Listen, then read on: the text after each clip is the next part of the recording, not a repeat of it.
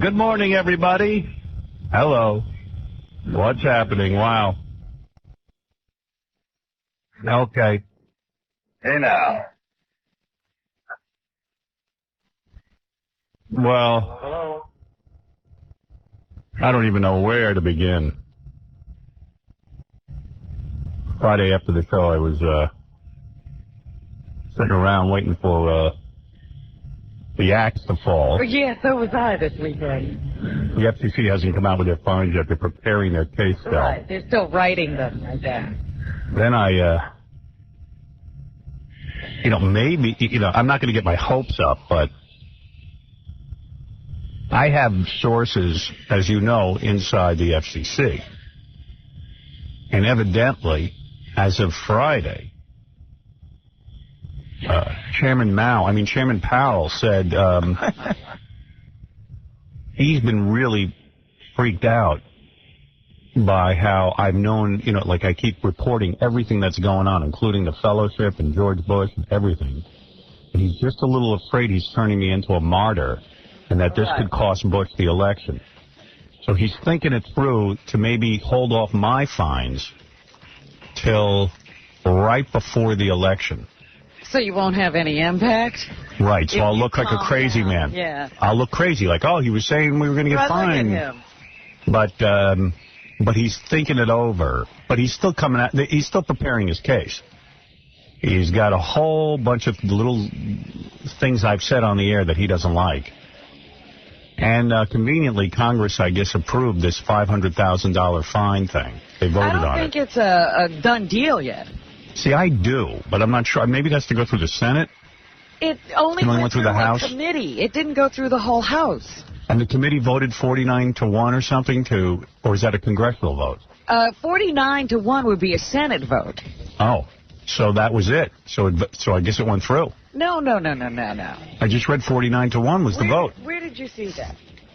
In one of those rags, either the Post or the Daily News. I'll have to take a look at that because as I was reading it, it came out of a committee to suggest that they increased the fine to $500,000. Yeah, I thought it went through. I don't think so. Well, whatever.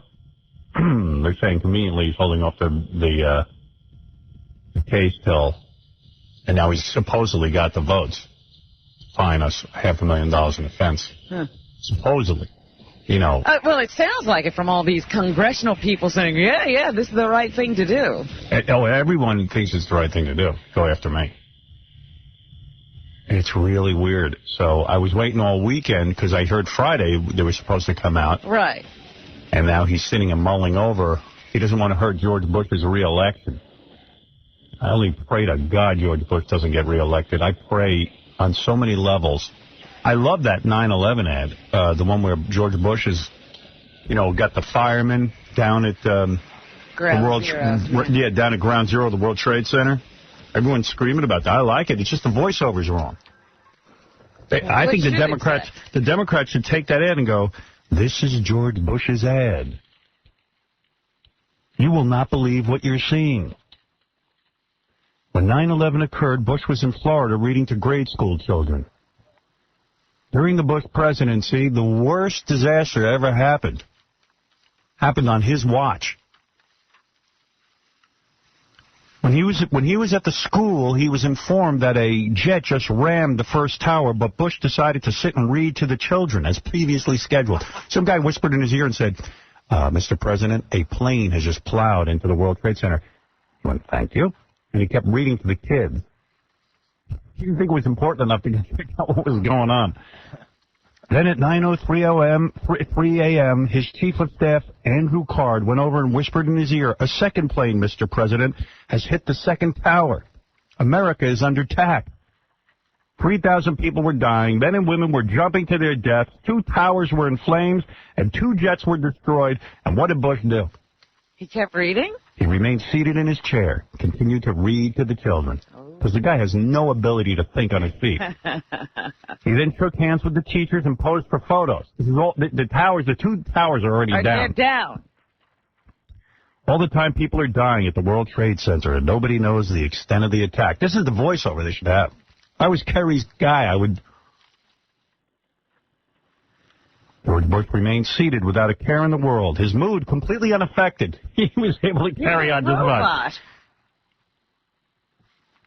George Bush's dereliction of duty is remarkable. Vote carried. Boom. Damn. That would be the commercial I'd make. I'd use the same exact video. Well, the final thing is when he did finally get on a plane, he just flew around. He flew around. He flew around. Ran. It's not safe down there. I'll stay up here. Yeah. We're all sitting here. He's up in the air somewhere. Reading to kids first. It's just unfriggin' believable. If Kerry blows the election, jobs at an all-time low. Bush campaigned on jobs going to be an all-time high. You got a plan. All the jobs going to India. Going everywhere. Right out the door. I mean, you couldn't possibly be handed a better situation. Religious right caving in on our rights. Just coming in like crashing like waves. Obliterating them all. No free speech. Bush lied to us when he said, I don't want any stem cell research, except now there's plenty of these so-called strains. There are 60 strains already out there that you could use for the stem cells research. Lie. You know there's under 10 strains our scientists are saying they have nothing to work with, and people with Alzheimer's, muscular dystrophy, multiple sclerosis, and a host of other diseases, including diabetes, paralysis, spinal cord injury, are sitting there wondering why they can't get spinal cord research. I mean, rather, stem cell research. They're sitting and wondering. And he got up there, he says, you know there's over 60 strains already, whatever the hell that means. He doesn't even know what that means. You think he knows? He don't know a goddamn thing. He knows that it's just wrong for gay marriage. That's what he knows. All I know is his beloved religious right and the fellowship started by Ed Meese when he got out of prison. And that senator from Kansas who's in it, and the rest of these religious nuts are all partying because they've been organizing against me for years and years and years, and now it's all coming together under their president, who appointed Michael Powell, who somehow sees himself as an important player. Well, I'll tell you this, Mr. President. I got into radio. I had nothing. I didn't have a rich father. I didn't have the advantage of going to Yale, even though I didn't have the grades. I didn't get to be in the National Guard. Friends didn't set you up in businesses that you could ruin. Yeah. Isn't it amazing that George Bush is so tied in with Clear Channel that just fired me because, by the way, guess who paid him all the money for that Fakakta baseball team that he got into and suddenly made a $14 million profit, even though he ruined that team? Clear Channel. Clear Channel. 3 companies bankrupted. Really? Clear Channel was involved with it? Oh, yeah. Oh. You know, all I know is I'm about to be thrown off the air by a guy's administration who was driving around drunk and driving into bushes while I was out on the road trying to make a living in radio and trying to get my career jump-started. I had to work. While this guy was driving around drunk. Responsible, the anti-drug. Yeah. Yeah, I wasn't drinking. I was working. I had a family to support. Yeah. I tell you, whole country's screwed. Yes, Smooth. Hey now. Hey now. What's up, Howard? Hey, bro. See that you're back on the air on Monday, bro. Yo, you know, the Friday show was like reliving 9/11 all over again, man. I had a lot of friends. We all listened to it. We all called. We didn't know what to do. We thought that was going to be the last show, dude. No, I told you. This could even drag on for months. The company's going to try and fight back. We bought like 100 sets because we're taking every show and the event that you're going to be canceled. So we have something to hold on to. All right. Thank you. Love you, too. The other thing that's got, you know, you never bring this up. How the hell did he get into Harvard? Who? Bush. Went to Yale. Well, then he didn't get into Harvard. No. How did he get into Yale?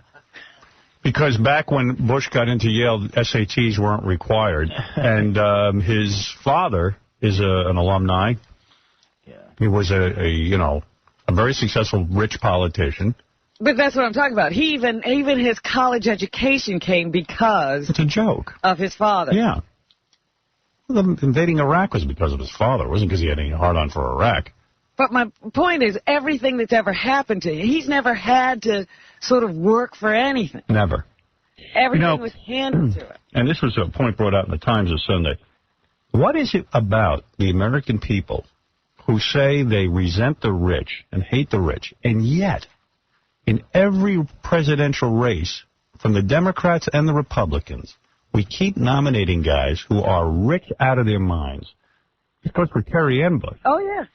Who couldn't possibly relate. What is it that, of a country that is, blue collar and middle class for the most part? Why, if we hate the rich so much, do we always vote in rich people? Because we love the Rockefellers, we love the Kennedys. We envy them and despise them, but we think they know better. That's it. The more money they have, the more we think they know. Right. I make a pretty good living in radio, and people used to say, wow, he's a great businessman. No, I'm not. A marketing genius. Yeah, a marketing genius. I go, I am?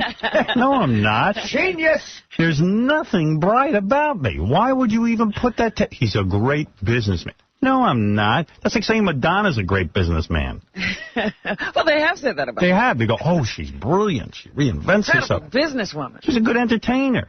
And they pay her a lot of money to perform. That's the same with me. I'm pretty good at telling a story and keeping you laughing. Well, I was laughing the other day. Somebody told me that somebody bought the management company that handles Beyonce. Yeah. It's like that management company can't do anything. They just have Beyonce. They happen to have Beyonce. So stupid. Beyonce leaves, they suck. Yeah, I mean, what else do they manage? Right. Nothing. Yeah. Hey, Artie, good to have you back. How you doing, man? Good to be back. Artie left me a nice phone message when he got back from Aspen. What did he say? Seacrest, out. He said, Seacrest, out. Seacrest, out. Oh, that's hilarious. That's a great message. Fred, too, wrote me a nice note. No, I was upset. It was horrible timing to be away from you guys with all this crap. I missed being here, and I'm ready to fight the fight, whatever that is. You'll go down with it. I'm ready, man. Somebody wrote me a note saying these are the last days of the show, and you have Artie to blame because whatever show Artie goes on, it goes off the air. The deal killer? Dude, I've been here for 3 years. I know, it just took you a long time. You're like a Ted McGinley. The Norm Show was on for 2.5 years. Mad TV's still on. I'm a good luck charm. The movies I do suck. Right. We don't know what your effect is in radio I'm yet. enormously successful. It's looking pretty bad, though. Yeah. Yeah, how was Aspen? Dude, I got to tell you, you said you've never been to Aspen. No. And it is just like this gorgeous old mining town they turned into downtown Beverly Hills. It's like it's such a beautiful place to be when I completely did not fit in. Right. But, everybody from the comedy community's out there for this festival, and everybody, the first thing people said to me is how much they support you and all this. People are outraged about it. Drew Carey, Joe Rogan.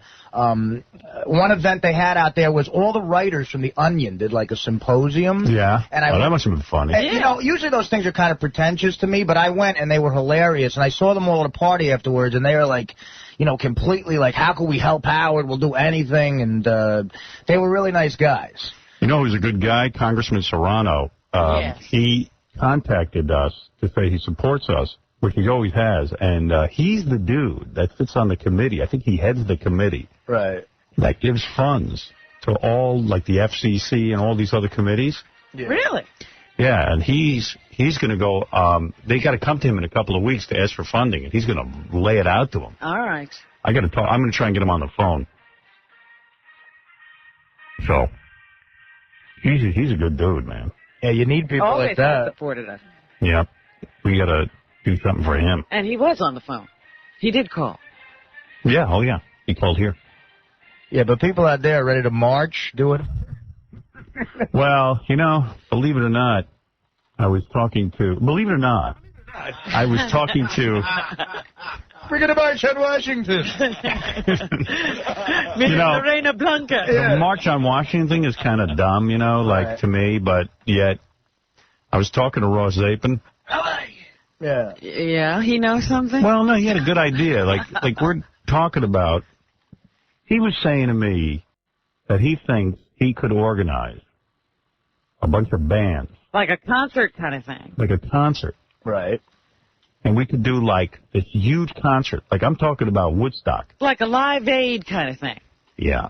And we would hold it, this is my thought, we would hold it in Washington, D.C. at, like, RFK Stadium because they got a lot of seats there. And also, even if we sell more than the seats allotted, if everybody wants to show up, the whole parking lot situation is pretty cool. Yeah. Like, everybody could hang out there like Woodstock and... Yeah, like one of those festivals. Hear the music and bang chicks and stuff.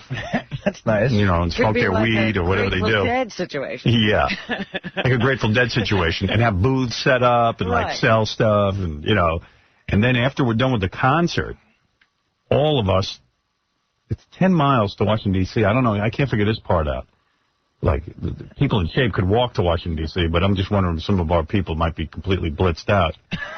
They might You know have what I mean? rickshaw. And then we could march on the, wherever they march. I'm walking to Washington, D.C. To the mall. Yeah. Howard, I had to stop, Howard. What happened? I didn't. It's a blister, I swear. I'm at a rest stop at exit 8 in the turnpike. He just stops in the middle of the street. That'd be cool, wouldn't it? Oh, it'd be amazing. Yeah. I've been thinking about that. And, That'd be fun, too. Yeah. People have a good time. but like Ross even said, it would have to be some of our biggest names in show business who would do the concert. Right. It would be, like I said, like Live Aid, where you have Jack Nicholson coming out to talk to the crowd and that Yeah, sort of thing. and it would have to be like, you'd have to get like Eminem and 50 Cent. Eminem and 50 Cent who are like fans of the show. I'm thinking of people who are fans of the show. Who are the guys, you know, Snoop Dogg. like the Beastie Boys who haven't toured in a while. They're like one of those bands that everybody wants to see on I thought tour. the Beastie Boys didn't like us. But they might like free speech. Oh, that's true. You know, they might say, hey, screw the fact that they don't like us. Because I was thinking Rage, but that Rage doesn't exist anymore. What are they calling themselves? And maybe Red Hot Chili Peppers or somebody like that, because those guys, they work with Rick, and Rick is a friend of mine. And as far as I know, they're pretty cool. Sounds like a good idea. Then you got, like, the show would be Beastie Boys, 50 Cent, Eminem, Red Hot Chili Peppers. Red Hot Chili Peppers. That's a pretty good show. You get Ozzy. Yeah. Ozzy's not performing anymore. Yes, he is. Yeah, he's around. They're propping him up. And Britney Spears. Christina.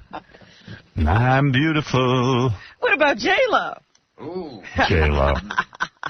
She's Jenny from the Block. Well, you know who else was... You need some hardcore band. You know who else was out there? This festival is like a real classy event. It's Maybe like Korn, too, because they got that video. That Korn. Yeah. Oh, forget about Plus, it. young people know them like crazy. That's good. Yeah.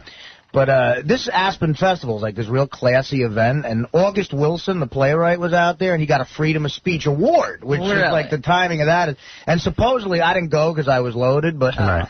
Were you I was loaded? going to say, did you speak to August Wilson? dude, drinking at high altitudes, it's good for your liver, because 2 sips of JD, you're gone, man. Really? Were you loaded the whole time? The first day I paced myself. I did all right because I was loopy just from walking there. I was at one hotel where not much was going on, and all the events were at this other hotel. You had to walk up a little hill. And by the time I got up the hill, I was like wasted just Wow. in the air. And Wow. I'm in awful shape. Yeah, Obviously. it's amazing what it does to you, right? Yeah, and then, so the first day I had a show that night. I performed with Schimmel. Schimmel was out there with All right. Jess and the baby and everybody. And Now, that is a sitcom, isn't it? dude, I had fun just watching that whole dynamic. That's a show, man. Yeah, we're working on that Bob Schimmel show. If we could just harness what goes on in real life into that show. Yeah, it's really cool. Just him traveling with that whole circus. You know, even when you just say it, you start to shake your head that can't be possible. Yeah. Right. Well, Artie was telling me at one point, Schimmel, the baby, and the new wife were with his daughter. Right. And then I guess the daughter had to take the baby back to go babysit. And I'm like, how come the mom doesn't do that? Yeah, well, what's the mom doing? I don't know. She's babysitting. All these events were like late at night. So me and Schimmel had this show at midnight. And everybody was there, but then the baby was sick. So Jess left to go take care of the baby. So Which is Bob's daughter. Right. So the wife could stay at the show. Right. So essentially she's taking care of her little sister. And it's funny when you talk to them, they're all very nice people, completely normal. Like, they're all sweet. And then you can't figure out why the daughter is there, which is what we have to answer in the sitcom. Like, why would Bob's older daughter hang around that scene? What? You mean she's like a 20-year-old. She should be out enjoying herself. Instead, she's home babysitting. She's with Bob all the time. Yeah. Yeah, so that was, so the first show I did was me, Schimmel, Rogan, and this guy, Louis C.K., real funny guy, and that went good because I paced myself. Now, the next night, here's the problem. All my shows are like at 10 and midnight. I don't ski, and there's parties all day. Wow. So what the hell am I going to do? So the next night, I have 2 shows, one at 10, and one I had to do a thing with Drew Carey at midnight. He was nice enough to invite me to do a few minutes on the show. I started drinking at 6 at this party. At this altitude. At any point do you say to yourself, hey, I shouldn't drink because I'm going to be with Drew Carey and he's a heavy hitter? I constantly say that to myself. Right. But what happens? There's nothing else to do. And is it liquid courage for you because you're around people and you're at the party? And a little bit, yeah, because there's a lot of, like, you know, people in show business who I just can't relate to in a lot of ways. And, of course, booze helps you relate to everything. Right. So, and you're going to these parties, what are you going to do? Just stand there? You got to have a drink, right? Like Maxim threw a party out there, which was great. With tons of hot chicks? It's loaded. With hot chicks. Smoking hot chicks. Aspen. So you got to drink, right? I mean, like, stunningly. Are you there with Dana, or? Dana didn't come. Oh. But, I mean, my girlfriend was Jack Daniels all week. Right. See, that's why she never has to worry about you. Yeah, exactly. She sends you off with Jack and you come back. You go off with your bottle. That's you're right. Fine. And also because I look like the Grimace. That's the other thing she doesn't worry about.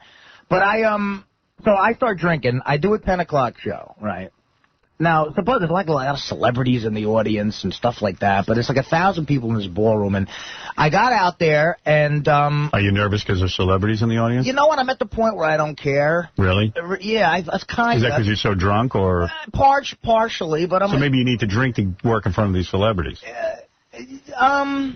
Not necessarily, but it was just such a party atmosphere. Right. See, the thing I got over a lot of people going there is a lot of people go there to try to get a job. Right. I got a job that I really like. You didn't need to impress anyone. I mean, that's how in my head, I relaxed myself. Okay. You know?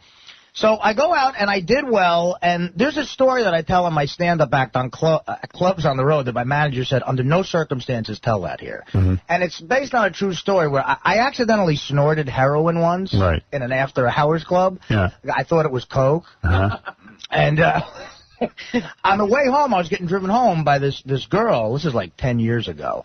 And I had to get out of the car, made her pull over to get out of the car because I had to do a number 2. Right. In my pants. That's what happened to you on heroin? Yeah, it's like a whole story. Boy, it is good, huh? It was... How could you not tell that story to that crowd? I mean, of course you have to tell them that. So I'm loaded. I end where I'm supposed to end my act, and I went on to tell that story. Ooh. Now, here's the thing. It got laughs and everything. When I got off stage, people were like, good job, good job. My manager was, like, cringing because supposedly there were people there who were appalled by it, and they were all in show business. All the people, the locals, loved it, but I guess, you know, whatever. Yeah. Now, here's the thing. The next day... Well, why did you tell it if he told you not to do it? It was just one of those things like, hey, you're not going to tell me what to do? I was on stage. I was rolling. I was like, the hell with it. I'm just going to end with this, you know. Right. And, again, you don't realize because you hear laughs, but you don't know who's not laughing. Right. But I'm like, well, who wasn't laughing? Who was appalled by it? And he said, well, you know the real super gay guy who writes Sex and the City? Yeah. He was there with Sarah Jessica Parker. Right. And I didn't realize they were there. They didn't laugh. Well, I said, what are they going to do? They're not going to give me a job. They were probably appalled. Oh, you mean they're not going to write a series for you? Yeah, I mean, like, too bad. Who gives a damn? He's not a bad guy, actually. I met him. Darren Star? No. He means the writer, the other guy. The other guy. Oh. He's like a real, I don't know his name, but I don't either. He's a guy you see on interviews. Because I'm not even sure Darren Star is gay. I don't know who's gay in that crew. But so then here's the worst part. He might be straight, is what I'm saying. I don't know. We don't know. And we don't know his name, so nothing. Yeah, exactly. So this guy, I'm pretty sure, is out, I think. But we don't know. So now I sit down backstage, and I'm still loopy from drinking. Someone puts a microphone. Now, I still got to do the midnight thing with Drew. Right. Someone puts a microphone on me, and I'm like, what's going on? Joe Rogan was there doing interviews for Comcast or something. And Rogan said, hey, I'm going to interview you, man. And I was like, all right, because, you know, I really like Joe and everything. And I sat down, and I don't remember the interview. I still couldn't tell you. The entire time, I just remember, and there's a camera on me. I had Jack Daniels with a straw. Oh.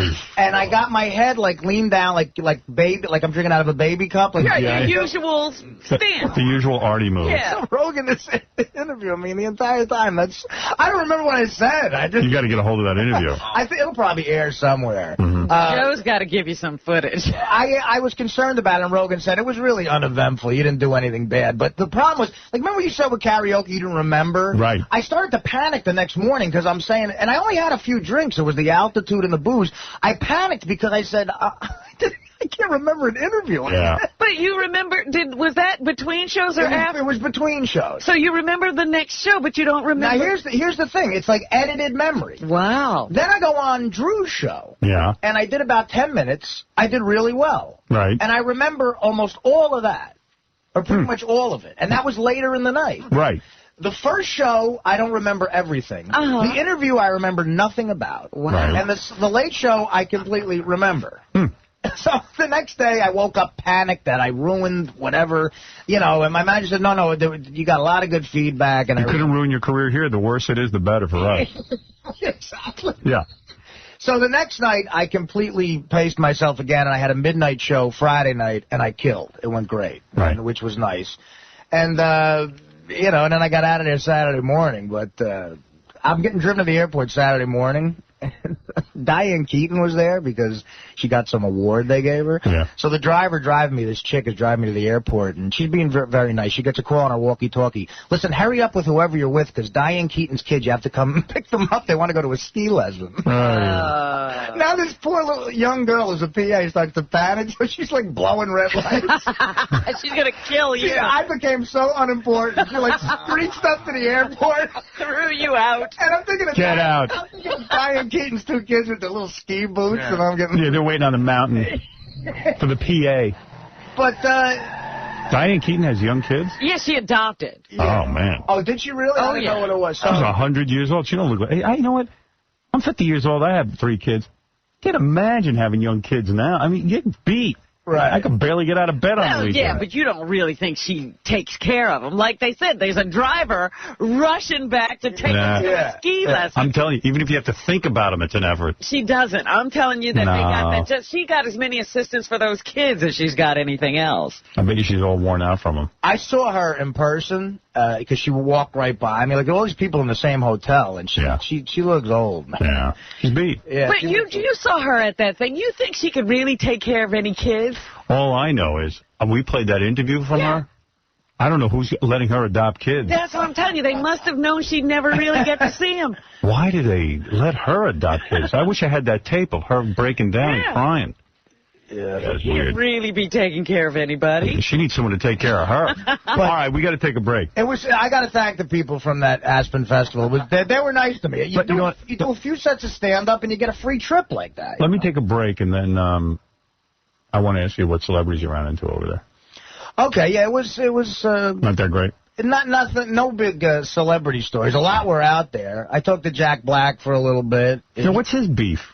He's got a beef? Yeah, he said some crap about me. Did he really? Yeah. You know what? To me, he was like, tell Howard, I really support what's going on. I talked to him for like Then why did 5 him and his minutes. buddy blast me on that radio show? They did? Yeah, I was really freaked. I didn't know anything about that. A huge fan, always been good to the guy. Comes on the show and promotes. Yeah. He was nice. Like, why? If he felt those things about me, why not say it to my face? Was this recently? Yeah. Yeah? I don't know. I forget exactly what he said, but... I think it was some stuff about your marriage. It was like, what a hypocrite you are, like with private parts, and then you're divorced. And she's sorry my marriage didn't last. No kidding. Yeah, I mean, what's it to him?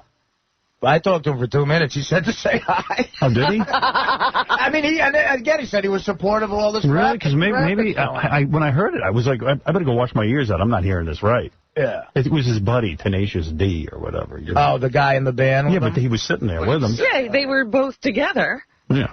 Nobody said anything. Anyway, I got to take a break. We'll be back right after these words. Gary Garver with Magic Johnson. Hey, Magic, how you doing, man? How you doing? Who's your biggest influence? As far as what? Your life. My life? My father. Do you think that too much is being made of that little Cuban kid? Well, it just depends on how you look at it. What would you do to that little prick? What would I do with what? That little prick. Now, you know better than that. See there? You ever go to these shows tripping, Magic? You're listening to The Howard Stern Show. 95X. Who never spanked his kids because he was too busy spanking his monkey. Yeah. Always spank my monkey. All right, Gary Garver was out at the NAACP Awards, and he interviewed a couple of people. Gary Garver, our reporter out in Los Angeles, who works for KLSX. He ran into Wayne Brady from the Wayne Brady Show. Ah, that's still on? Yeah, it's winding down. Yeah. Sorry, an important show like that's being taken off the air. Not because of anything he said, but because nobody watches it. He was perfectly clean. Hey, Wayne, can I ask a couple questions? Wayne, how you doing? Just a couple questions. Are you upset by Clear Channel's suspension of Howard Stern? Not at all. Well, no, yes, it's a fact. I really haven't thought about it. Sounds like he was pretty definite. Right. Now he's going to think. Well, he knows we goof on his show, and he probably hates us, but I think he also thinks, you know. He's rethinking the whole free speech thing. Yeah. So why would I be upset about it? Well, censorship. Not at all. A lot of people want to support us, but they can't because we goof on them. Yeah, it's all of a sudden, I'd like to be for that, but it's Howard. Yeah. No, what I'm saying is I haven't thought about it.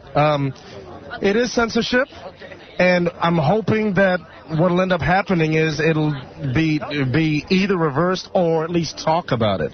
You know, that it seemed to be such a sudden move. It's like, bam, you know, it happened. Let's at least open the dialogue because, you know, one day it's that, the next day it's a talk show on TV, the next day it's this movie. I got to admit, it's nice that the guy's defending me, but he is boring. I don't even know what he's talking about. He's saying that one day it'll be Howard Stern, then the Well, next he's day. like, open up a dialogue. Yeah. What? He's a weird guy. What does open the dialogue mean? Who's he going to open a dialogue? See, He's used to dialogue. He was talking to about one person on his TV show. See, here's a guy trying to help us, and we're going to goof on him. Well, it's bad when a person defending you makes completely no sense. Yeah. Well, that's been pretty much the problem. Yeah, Right. all along. So I hope we can at least open up a dialogue and see what happens. Just one more question. What's the most racially insensitive thing someone's ever said to you? Actually, you know what? I've had the fortune of avoiding any idiots that might stand in my path. Either that or completely forgetting anything that they've said. Have you ever had sex with a white person? And you're an ass. Thank you. And you're an ass. I think he's married to an Asian woman, actually. Yes, he is. So he had sex with an Asian. Yeah. Well, we don't know who he's had sex with other than that, though. He probably has been around the world. Why is it bad to ask a person, have you had sex with a white person? I don't know. And why is someone an ass for that? Well, I think it's important for us to know who's having sex with who, quite frankly. Yeah. We're trying to open a dialogue. Hey, man, we're just trying to open a dialogue with you. Well, thank you, Mr. Brady, for your support, I think. Try to keep supporting us. Maybe if you can make up a song and sing it in Washington in support of you. Oh, you know, that would have been a good thing to do. Could you sing a song about the Yeah, on the spot. Howard Stern news? Yeah, we didn't know he'd be there, quite frankly. Howard Stern got taken off a Clear Channel. Gary Garver then met Lou Gossett Jr., the famous actor. Mr. Gossett, how you doing? Good to see you too. Love you. Yeah, yourself. Who do you support for president? Hillary Clinton. Yep. Are you for gay marriages? Yes. Do you have an African name? An African name, yes. Kofi Ababa. How about a Muslim name? Kofi Ababa. Do you think the Janet Jackson breast-bearing incident is a racist situation since Justin Timberlake seems to be getting off scot-free? Did you say Madonna? I said Janet Jackson. I thought you said Madonna. Was he out with Artie before this interview? High altitude. I guess Lou Gossett is crazy. Wow. That was funny. Gary Garver then ran into Emmitt Smith, who is a football player. Sure. Isn't he like an old football player? Well, he's still playing, isn't he? He used to be on Dallas, and then they traded him last year because he is getting a little behind. Not only a football player, but he's a Hall of Famer. Yeah, and he's a great one. winding down his career now. Emmitt, can I ask you a couple questions? Big fan of you. How you doing? Are you playing next year? That is the intent. Yeah. Cool. With Arizona? Yes. Who do you support for president? Who do I support for president?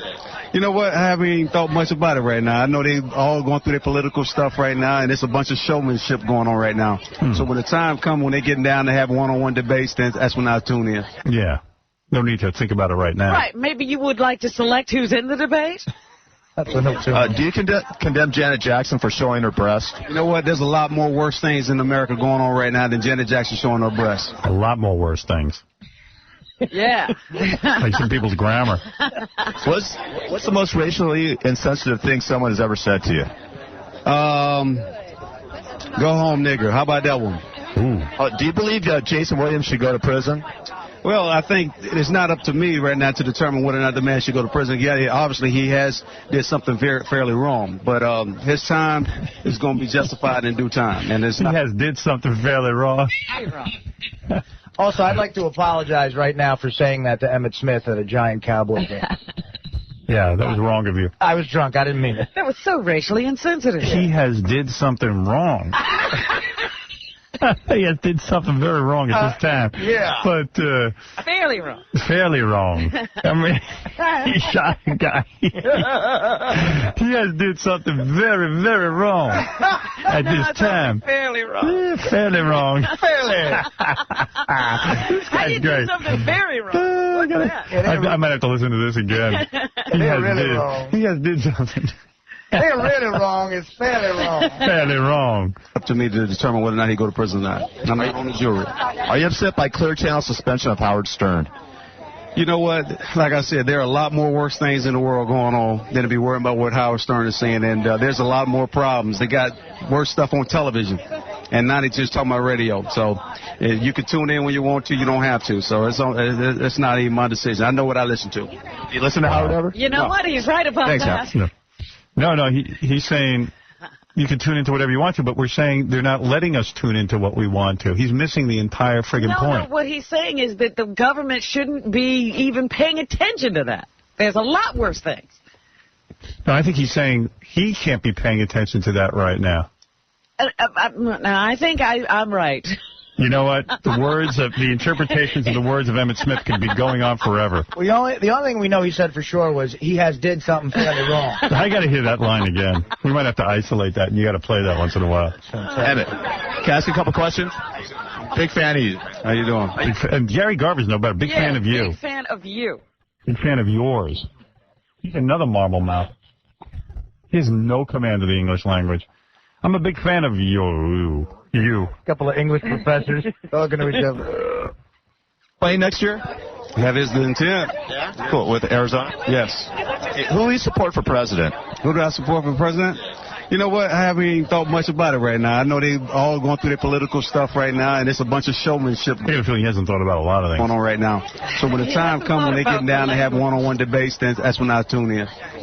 Do you condemn Janet Jackson for showing her breast? You know what? There's a lot more worse things in America going on right now than Janet Jackson showing her breast. What's the most racially insensitive thing someone has ever said to you? Go home, nigger. How about that one? Do you believe Jason Williams should go to prison? Well, I think it's not up to me right now to determine whether or not the man should go to prison. Yeah, obviously he did something fairly wrong, but he did something fairly wrong. Yeah. His time is going to be justified in due time, and it's not. His time is going to be justified in due time. He's great. Yeah, Emmitt's my favorite guy to interview. Wow. I mean, I wouldn't be goofing on him if he was here. No. He'd kick my ass. You know what? He's only about 5'10". He's a short guy. Yeah, I can handle that. Yeah. Powerful. A little, yeah. He'd move upon me like a cheetah. Hey, rip my throat out. Great running back who cost me a lot of money in the early 90s. To me to determine whether or not he go to prison or not. I'm not on the jury. Are you upset by Clear Channel's suspension of Howard Stern? You know what? Like I said, there are a lot more worse things in the world going on than to be worried about what Howard Stern is saying. And there's a lot more problems. They got worse stuff on television. And now they just talking about radio. So you can tune in when you want to. You don't have to. So it's not even my decision. I know what I listen to. Do you listen to Howard ever? No. Thanks, Howard. Thanks, Howard, you guys. Thanks, Hal. Thanks, Howard. Thanks, Howard. I'm a big fan of you, and thanks, Howard. Gary Garver's nervous when he does this. He always seems to get his lights punched out. If Gary Garver, Thank you, Howard. If Gary Garver and Emmett Smith had a talk show, I'd watch it every night. Yep. See, they're asking the wrong people to be on talk shows. Yeah. Yeah, they're asking people who can talk. Getting all these articulate guys. Yeah, what's the problem here? Yeah. How's this? Oh, it's been a lot of political discussion and debate about me over the weekend. We got to play. Yeah, I'd like to hear that. Yeah, we'll get to that. See if anybody is making sense out there. Gary Garver, we played this last week, but it's worth playing one last time. Plus, Artie didn't hear it. This is a good one, too. This is Gary Busey. Oh, yeah. With Gary Garver. Mm-hmm. Emmett. Wait, wrong one. Let's Emmett again. I can hear that again, too. Gary. Yeah. Hey. What do you need? Do you think filmmakers who make films in Canada to save money are hurting American movie crews? Do you think filmmakers who make films in Canada save money are hurting American movie crews? No. Making movies everywhere, that's the idea. Get out of the greed pocket, the money game, and the game of exploitation and the game of betrayal. Give the money to the people making the story to put it on the screen to get messages of hope and love and spirituality. And wherever that country we do that in, they do that in, all of us do that in, is the right place to be. Are you for or against stem cell research, and why? I'm for it. You're for it? How about you, Gary? I'm for it, too. Do you support the president's plan to ban a homosexual marriage? I have nothing to say about that. That has to do with the Bible, and I'm very much a strong, full-blooded Christian. So I know how I feel about that, but I'm not going to get in the political arena with this question. Do you think Martha Stewart is being made a government scapegoat? No. She deserves what she's getting. She messed up. She stepped in the mud, now she's falling in it. Do you know what's going on in Haiti? Yeah, a war. What kind of war? Just a war. In what way? I mean, you know what happened today? We made Gary Garver read everything about Haiti before he interviewed Gary Busey, and then just to keep questioning, because now Gary Garver's an expert on Haiti. He's hammering away. In Haiti? So what? So what if I know? I'm just asking you if you do. No, I know, but why talk about it? I don't like to talk. What happened? Hold on. What happened today? I want to talk about that. You want to talk about it? Talk about politics? No. Which actress has the best ass in Hollywood? I'm not answering that either, pal. Where are you from? Where do you get these questions? What? These are really stupid questions to be an honorary celebration of the arts. These are bad questions, Barb. You think the president was a draft dodger? I'm finished. Finished. Busey out. What intelligent question should you be asking Gary Busey? Back to Haiti.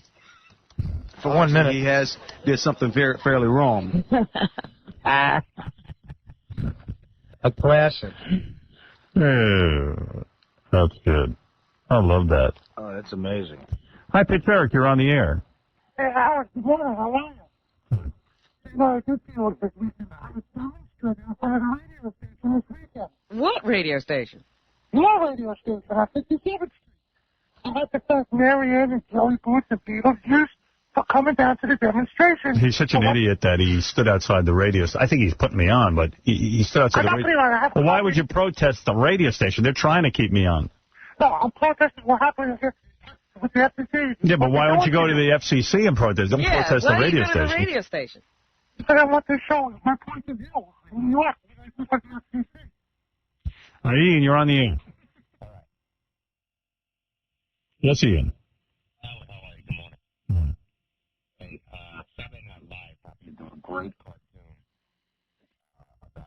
Yeah, our friend Bob Smigel did an FCC cartoon. I heard about it. I didn't get to see it. Oh, yeah. You got it. Somebody's got to send me the tape. I don't happen to have the tape, but it was hilarious.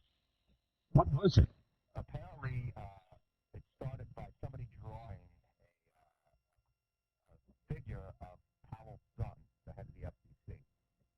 And as they started drawing him, as they got to the crotch area, they kind of drew him with no ball. Right. So after that happened, they basically said, after Howard Stern is off the air, your kids will be watching cartoons like this. And they showed Elmer Fudd blowing up a rabbit's hole with about 12 shots of a shotgun and all kind of violent things. Yeah, I got to see it. I'll take a look. I heard it was funny. It's Oh, it was hilarious. And then after the whole thing, they panned to you, the illustrator, laughing hysterically, saying that was kind of fun. oh good. I want to see it because Bob's real bright and he's funny and he's probably the best thing on Saturday Night Live right now. Those cartoons are always great. Yeah, they're way good.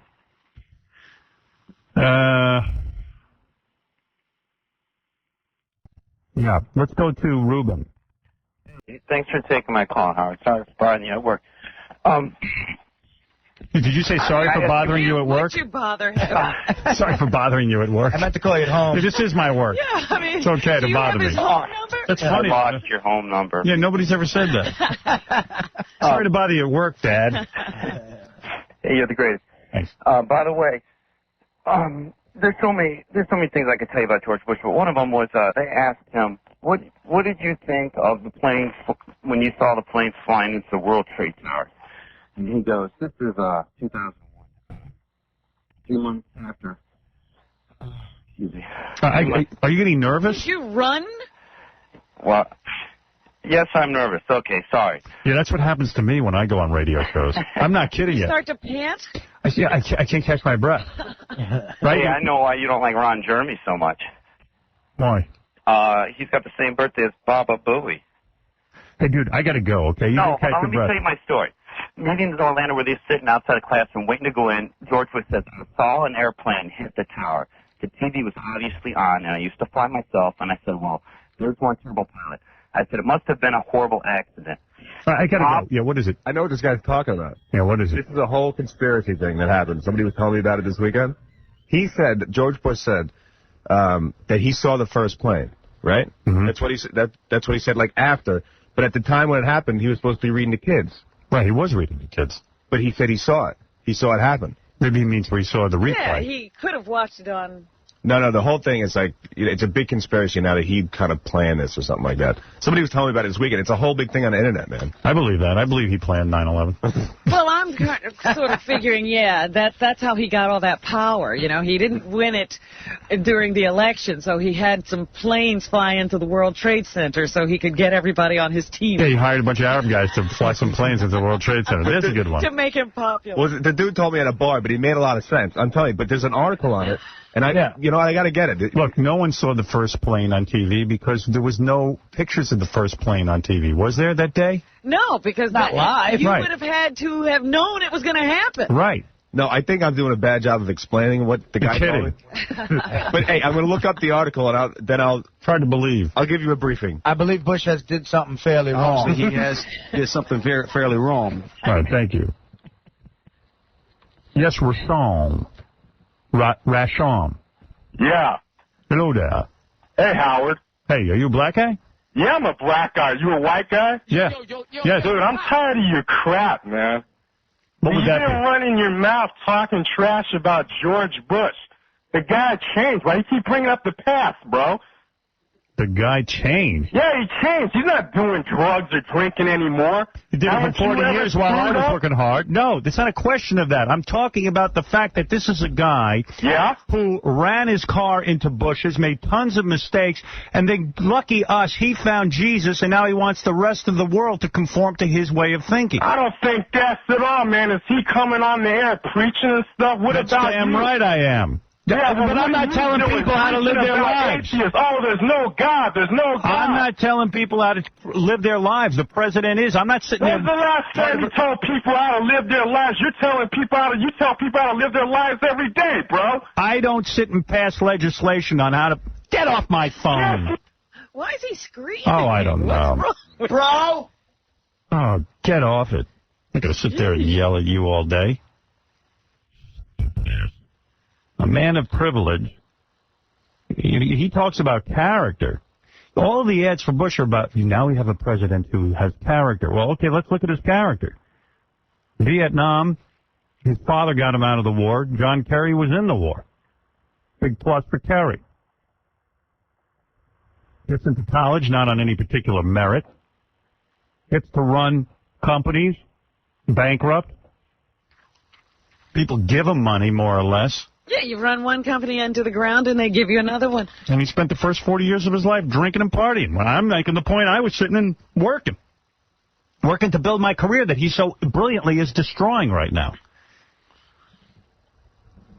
Yeah, the Texas Rangers are still reeling from his time at the head of that organization. Yeah. Come on. I'm just saying, I've already made up my mind who I'm voting for. And talk about preaching. All we can do is sit here and maybe say something. He actually gets to dictate policy. Yeah. He's the one who, remember, made his beautiful speech at Bob Jones University, the same university that doesn't believe in evolution. They believe in creationism. It's not an accredited school. And at the time he went there, they didn't allow, say, interracial dating. Yeah. Blacks couldn't be with whites. They didn't believe in it. And, of course, they're against gay marriage. They're against gay everything. You know when gay marriage is going to be real? When it's the first gay divorce. Then you'll know if it's real or not. That's right. Well, that's how you'll tell. If they can't get out of their marriages very easily, it's real. Now, who has the rights? Does the bottom have the rights like the woman does? Yeah, who gets the house? The bottom is the one who's the woman. Yeah. That's the lucky one. The bottom gets the house and half the... That's going to be hard to determine. Your Honor, I'm the bottom. Dude, I'm paying my ex-bottom a lot of money. Right. You will not know if gay marriage is legal until there's a gay divorce. This is my former bottom. A lot of gays are upset about gay marriage, actually. You know, gays had it great. Oh, yeah. Because you think about it, heterosexual guys always have to prove to women that they love them by marrying them. Right. It's the ultimate, you really don't love me if you won't marry me. But a lot of guys think, why do I have to get married? Like, I love you, you love me, a marriage is a financial situation. Why can't we be together because we love each other? Be with me because you love me, not because you want me to take care of you. Love is all about proving it. Yeah, evidently. So gays had it great because they would define their own marriages, their own relationships. There was no such thing as marriage. It was like, wow, two people who want to be together for the sake of being together. As long as you do. Now they got to deal with the whole dumb marriage issue, which is basically forcing people to stay together. I've been reading a whole bunch of gays who are all freaked out about it. They're like, wait a second, we don't want to get into that marriage mess. We like being outlaws. We like being outside of the system. But there are, nobody's forcing anybody to get married. Yeah, well, believe me. You can still do that. That bottom's going to take a walk if he doesn't get married now. You got a good bottom. This bottom's out of here. Yeah. Jerry, go ahead. You're on the air, brother. Hey, Howard. Hey, bro. What's happening? Howard, I always loved you. Always respected you for your honesty, but, Clear Choice blows. They just pure and simple. What's Clear Choice? You're starting a lot of untruths. I'm spouting untruths about George. Well, then vote for him. Vote him back in. No, that's not the point. I mean, what am I saying that's not true? Well, first off, his SATs were higher than both Gore's and Clinton's. What were his SATs? He never took them. No, he took them. Okay, what's his score? I don't know. You don't know because you didn't take them. I couldn't tell you. That's the first thing I'm not lying They about. were higher than Gore's and Clinton's. Yes, they were. But you don't know what they are. No, that stuck in my mind. Yeah, well, number one, you're wrong, and number two, you're wrong. All right. So if I am wrong, he did graduate from Harvard. He got a business degree from Harvard. Look, the point is he didn't graduate with any high honors, and once you get in, you can graduate. He got in not on his own merit. Well, he could never have gotten into those schools. Beyond that. I mean, his father wasn't any big political anybody. He was a connected guy. Yeah, he was connected. Prescott Bush is his grandfather. Right, and they were alumni. What are you talking about? A legacy. But, I mean, Harvard... So what am I lying about? His father was the head of the CIA. What are you talking about? But Harvard does... Bush graduated college with a C average. What are you talking about? Harvard doesn't... All right, Harvard doesn't. Okay. You can't pay for a degree. Oh, boy, you naive. No, Harvard? Come on. All right, dude, keep going. So far, I haven't lied about the thing. You know what, man? Yeah, I know. I love you. I want you to... Get off my phone. Get some facts. Can't buy a degree. Can't buy a degree. Right. The hell, what country are you living in? This isn't America unless you can buy a degree. You could buy a high school diploma on 48th Street. I'll show you where you can. You could donate a building and get yourself a full... You could get a doctorate just for being Bill Cosby. Exactly. All right, we got to take a break. We'll be back right after these words. Vice President. You know what? It ain't gonna happen. As long as you live, you ain't never gonna see no black vice president. Not while the president's white. Oh no, you will never see. Do you not be certain? They tell you never say never. I'm saying never. They never see no black vice president, not while there's a white president. You know why? Because some black guy would just kill the president. That's why. If we had a black vice president right now, I'd clear the white to kill the president.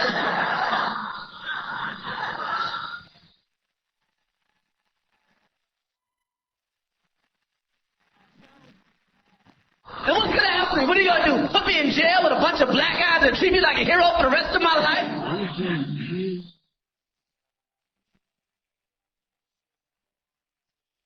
95. This is David Copperfield. I'm a master of magic and a friend of Howard Stern. Howard, I've tried and tried, but no matter how hard I try, I can't make Tom Chiasson disappear. Sorry, Howard. Guess I'm not that good. Thank you. Yeah, the latest update we have, if you're just joining the show, is that I wasn't fined on Friday. None of the fines came down, which they're preparing against me. Right. But also Powell's freaking out, the chairman of the FCC, because he realizes he's turning me into a martyr. And he's afraid it'll affect the Bush campaign. He actually does know how much power we wield with this radio show, and by fining us, it turns me into a martyr. So now he's trying to figure out when to put the fines against me. Like, he might even hold off a while. I know this because I have inside sources at the FCC. I have about 3 people in there. So I know exactly what's going on. So now they're in a weird position. If the fines come out, everyone's going to realize how truthful the show is and what we've been saying.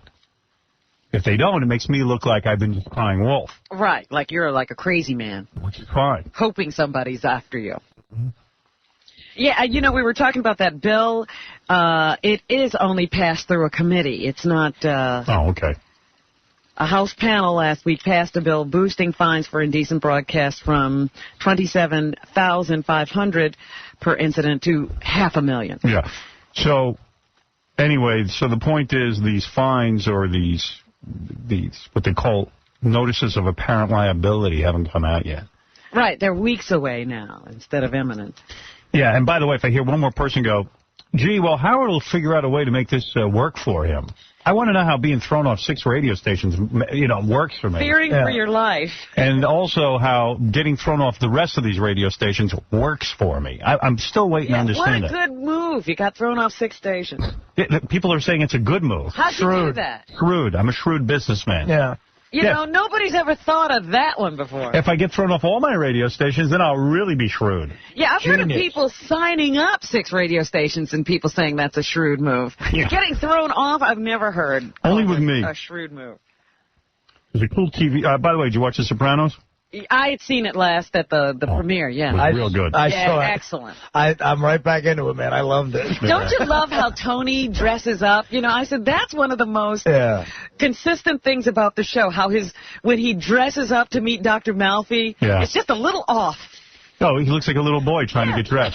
Yeah, it's funny. Yeah, he's fat and he doesn't know how to dress. He doesn't know how to dress himself. He's trying to charm her. Yeah. A lot of Italian guys, which, I fall into that category, whenever we get dressed up, we look like we're going to our confirmation. Right. Even when we're 35 years old. It's sort of sweet. Oh, is that supposed to turn her on?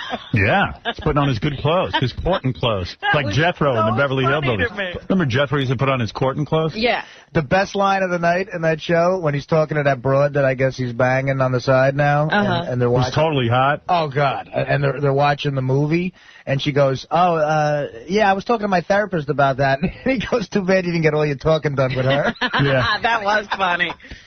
I like that they used the stunt ass for Dr. Malfi. Yeah. In that dream sequence. Did you notice that? What an ass. Yeah. That's but, I mean, it was so not hers. Not even close. Well, it turned out to be her dream, so she's much better in her dream than she is in real life. Wasn't that funny? Yeah. Like you go, wait a second. I thought he was banging that chick he was with. Yeah, I was ready for that. Yeah, I figured it must be either a real banging session with the girl or his dream. And it turned out Dr. Malfi's dreaming that she has an ass like that. Her real ass is Benji's ass. Ooh, and that's the other thing. He's sleeping with that hot chick, but he really wants Dr. Malfi. Come on. Yeah, sure. It's a little odd. That's a little tough to take. But they make reference in that show to all these places that are right by where I grew up, so it's like extra special for me. Like they mentioned this restaurant Tio Pepe last night, which is in Newark. Right. It's like this great Spanish restaurant that I've been to plenty of times. I love a bear kept coming to their backyard. That's funny. Well, the other thing was the symbology of how everybody's afraid of the bear, and then Tony walks through the front doors like he's much more dangerous than any bear. Yeah, they're scared of a bear. What a wuss the kid turned out to be with the bear. What, you'd be braver? Well, I mean, Come mommy. on. I don't know if I'd say mommy. I would. I might go, Ma. If a bear came for free, I'd be like, Mommy! But wait a minute, though. If Tony had been there, he would have disowned his son. Right. That would have been such a disgrace to him that his son runs crying for his mom. Yeah, that would have been it. It was good acting by that kid. He really changed on a dime. Yeah. But I dug it big time, man. Yeah, it's great. Hey, we were wondering the other day what Daniel Carver of the Ku Klux Klan must think of all this, because we can never figure out his point of view, but he always has one. Yes. So, hey, Daniel. Yeah. How you doing? I'm doing all right. Still down here in Daytona Beach. What are you doing? Still in Daytona? What are you doing? Had bike week. The thing lasted about 2 weekends, and it ended yesterday. I'll be going home in a little bit. You ride a bike? Yeah, I ride a bike. He rides motorcycles. Wow, I didn't know that. Motorcycle, not none you paddle. I got a motor on it. I don't know, man. That's weird, isn't it, that Daniel Carver rides motorcycles? Yeah, I always thought he was just hating all the time. I didn't realize he had all these... It ain't hate, it's love. Love for the white race.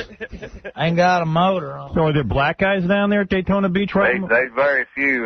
You know, I think they claim there's 600,000 bikers down here, and there might be 1,000 niggers scattered out. Oh, my goodness. Yeah, I thought maybe the racism... You know, I've told you before, Daytona has their own nigger week, and that's when they take over. Well, let me ask you something. So when you're riding on a motorcycle and you hate black people so much, and like there's blacks there... Do they ride up next to you and give you the, thumbs up? Yeah. No. You don't I don't too many people give me the thumbs up. I ride a Honda, and they all ride Harleys. Oh, you're an outcast. How come you ride a foreign bike? I'm kind of surprised. Well, I like it quiet, and I like speed. And my Honda Goldwing will outrun any Harley, and it's so quiet I can listen to the radio while I'm riding. Well, wait a minute. Aren't you going to support the white company, Harley? Well, I bought my Honda from a white man. Oh, Daniel. In America. I mean, what's the difference? What's the difference in buying one made over yonder and sold over here than buying one made over here made by a bunch of Mexicans? Oh, okay. If that's the way you look at it. It's just so weird. I always think of you as a full-time racist. I don't think of you actually taking part in leisure activities. Well, I do all kind of stuff besides hating niggers, Mexicans, Puerto Ricans, Cubans, Asians, Haitians. You must love that new Jesus movie because they blame the Jews. I went and seen it. There's too much reading in there. I had to sit there and read the thing. It's like a book. But that's your criticism. I read the Bible a few times, though, and I kind of knowed what they was going to say before they said it, so it made it a little easier on me. But is it a good movie? I've seen better. See? Yeah. By the way, I thought they would have run out of people to go see that thing. It just made another 20-something million bucks. It's over. Did it really? Oh, 50. This weekend. Yeah, well, it's people's curiosity. I mean, back when I was in the Army 35 years ago, I went and seen a movie called The Greatest Story Ever Told. It was a Bible movie that was a lot better movie. Right, and this movie, people go, they hate it, but they're going back to see it a bunch of times because it hates the Jews. They trying to figure out what they missed. Does it bring up the Jews in the movie? I mean, the Jews... Well, everybody knows that's read the Bible that the Jews are the ones who killed Christ, and it shows how brutal they really were. I mean, the whole movie, they beat Jesus from the beginning to the end. That's all the movie was about, showing a bunch of Jews beating Jesus. So you had it like that. Those were Jews, well, Daniel? No, I don't like to see nobody get beat. But, Daniel, the Romans are giving the beating. Well, the Jews, whoever done it, I don't know. The Jews caused it to be done. The Jews cried, crucify him, crucify him. I mean, Jesus told the Jews always that, you are of the devil. Right. Let's get to this. Right. Let's get to the important thing. Where do you stand on the government? I hate government. We got too much interference from the government. Right. So you're against the FCC. I'm against the government. I'm against the FCC. I'm for freedom. I mean, I don't care if it's the devil speaking. He's got a right to speak. Mm-hmm. So you're behind us. I'm behind free speech. Wow. Look at this guy. The Klan is done more for free speech than anybody except maybe the NAACP. That is true. I mean, the ACLU. Almost every free speech case you'll look up, it'll either be the Klan or the NAACP. Yeah, nobody ever finds the Klan for free, for Never speaking. get them thrown off the radio. No. They won't even let us on the radio. You don't want to let me on there. I'm the only guy. And look at what's happening to us. They're taking us off. Yeah, I'll tell you what. I think that has something to do with it. Maybe. It may be. They hate that N word so bad, and you let me put it out there. Yeah, why not? Let's hear what you have to say. I think it's fascinating to hear how much you hate black people in I Jews. know you. I don't hate them, and they ain't black and niggers, but I love the white race and the niggers and Mexicans. They're destroying the white race by interbreeding. I mean, What about gay marriage? gay marriage, faggot. That's a hot issue. I'm just glad they can't reproduce. But, So now you've been down at Daytona for 2 weeks. Ever since he won that football thing. Oh, he's living like a king. hey, if you remember, I was in Daytona when I won. That's true. Y'all flew me out of Daytona to get my check. That's right. So do you ever ride your motorcycle in your Klan outfit? No, the wind would probably blow the hat off. You know what a hard time I have keeping it on, sitting there in the chair in the office. It'd be hard to ride a motorcycle with that thing on. You go down there. It'd look good, though. You go down there, and did you bring your wife and your kids? Wife. Sometimes the kids would come with me, but they didn't come this time. Just me and my wife. Does your wife sit on the back of the motorcycle? Of course she does. Wow. So does she wear the whole motorcycle hot chick outfit, the leather? No, that's another reason we got the gold wing. It's called the old man's bike. Yeah. We're the old people. And do you ride with a helmet? No, I don't. That's the good thing about Daytona. You don't have to wear a helmet in Florida. So when you go down there, in other words, this is a vacation for you. Right. And you stay at a hotel with other bikers? Or do you camp or something? No, I don't stay in a hotel. I have a little house down here off the beach. Look at you. Look at you. Gee. For a guy with no money. Oh, my goodness. Is this Klan money you took or something? No, Should we be investigating? Did you embezzle from the Klan?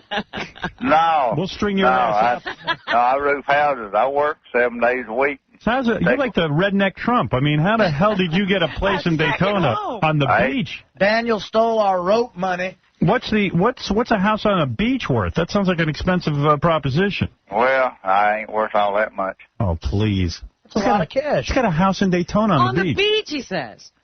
If he has a house in Aspen, I'm... Hey, I thought it was some of them donations you sent me, Howard. Dude, he just got back from a cruise. He was on a cruise. You're kidding Daniel, you're not working at all anymore. I was on a whack cruise. No wonder I can't get my... Hey, I make 25,000 go a long way, huh? You do. What was it, the KKK cruise? The KKK cruise? I think it's that racist Cadillac that's bringing in all the money. Believe it or not, I'm on a KKK cruise. So you go... You've made my catalog famous, so... When you're in Daytona, what do? You stay at your house, and then everybody gets together at the same time, and the fun is that the motorcycle guys all ride together? There's motorcycles everywhere. Right. And there's over 500,000 bikes down here. What makes it fun, that you can ride alongside with other guys? Yeah, everybody, they got their bikes fixed up different ways.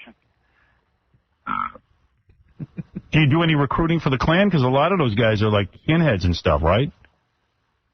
Yeah, there's a lot of them wear Klan shirts down here, and there's a lot of Klan down here, rednecks, whatever you want to call it. Right. You see more rebel flags flying down here and off the back of these bikes than you do at a Klan rally, probably. Wow.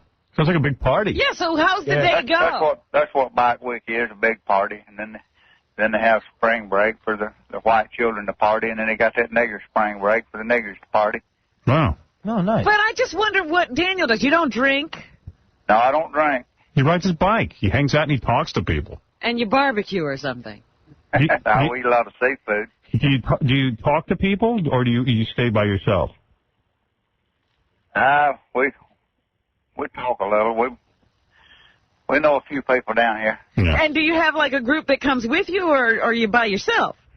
This time we were by ourselves. Sometimes we have people come with us. Friends come. Yeah. Yeah. Picture Daniel down there on his bike. You got to get a bike and go party with Daniel. Oh, no, I don't. Abel Knievel. He's a lot of them bikers look kind of like Howard. With the long hair? Yeah, got that long hair. They were rebels. Earrings hanging in their ears. I've got the whole biker Body look, covered with tattoos. except I don't have any bike. You got everything but the bike. Yeah. You know, I know who Daniel could hang out with is Mel Gibson's dad. They would get along. Yeah, you would love that guy. Hunter Gibson. He doesn't I even don't believe. even know him, I don't reckon. He doesn't believe the Holocaust even happened. Well, it didn't. Yeah. See what I mean? We found you a friend. How do you know it didn't happen? Well, I've always read that it didn't happen. But where you were around, I mean, you know guys. I wasn't around with you. Yeah, but you know guys from World War II and stuff. They all talk about they went into the crematoriums and saw the Jews being killed. And found the man's well, grave. Well, they didn't kill enough of them, all I know. Oh. They didn't get the job done. I didn't get the job done, and a lot of them moved to the Bronx. So that's why it wasn't a Holocaust. There's still Jews left. there's still some left. Some of them got away. Hitler wasn't that good, I guess. Well, Craig, you're on the air with Daniel Carver. Yeah, hey, Daniel, you're a little hypocritical driving that Honda, no? Yeah, I got old Honda. Huh? I can't stand the sound of them Harleys. They're too noisy. Huh? They're too noisy. I told you I like something that goes fast and quiet. Yeah, but that's being a hypocrite, don't you think? No, it ain't been no hypocrite. Yeah, it is. The way you talk about hating everybody, Japs, Jews, blacks, and all that, and then you're driving a Jap bike? Well, if I've toured the Harley shop there where they build them in York, Pennsylvania, and I have people working there.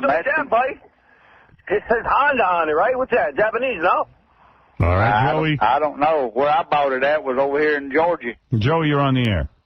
Hey, how does it feel to know you're coming back as a black man, huh? How does that feel, you little piece of crap? I don't know what you said. You believe in reincarnation because you're coming back as blacker than night, you idiot. I don't know what I'll come back as. I hope I come back. I'm telling you that you're coming back as a little black rat, you bitch.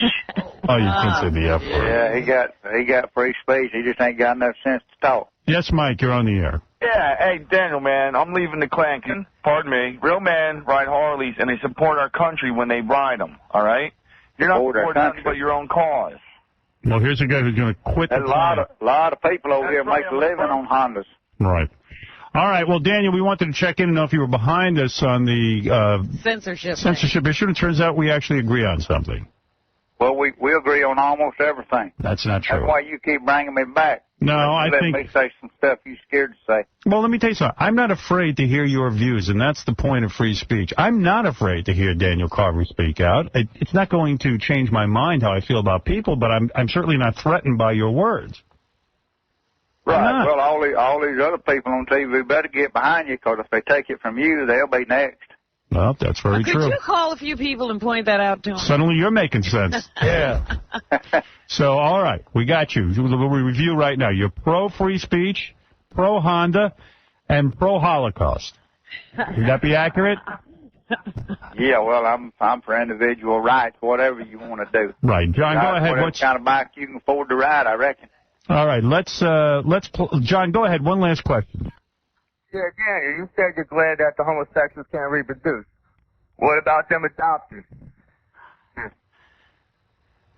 What about that, Well, Daniel? they really shouldn't be allowed to adopt children.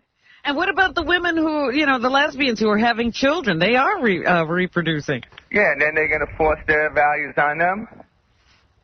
All right, his head just exploded. Leave him alone. The Bible says they should be put to death. Hey, Daniel. I can't put them to death, but that's what the Bible says. All right, Daniel, here we go. Here's a game we're going to play with you. Okay.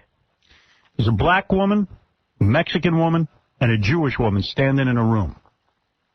One of them you have to marry, one of them you have to kill, and one of them you have to have sex with. Go ahead. A black and a Jew and what? And a Mexican. One of them you have to F, one of them you have to marry. You have to. And one of them you have to kill. Yeah. You have to do it. Man, I have to. Go ahead. Well, you have to kill the Jew because he's the devil. Go ahead. The other two, one of them's a monkey and the other's a half monkey, so I guess I'd have to go with a half monkey. You'd marry... You're marrying the Mexican? You said I had to. Yeah, you have to marry the Mexican and then you'd F the black. Yeah, well, if I had to, then it'd be the Mexican. Right. All right. Well, they just wanted to know. Yeah, just look into it. So there you go. Thank you, Daniel, and good luck with you at the Big Daytona Bike Week. The Big Daytona Bike Week. Thank you. All right. And be careful not to get too much sun. You'll darken up. Yeah, it's about 90 degrees down here yesterday.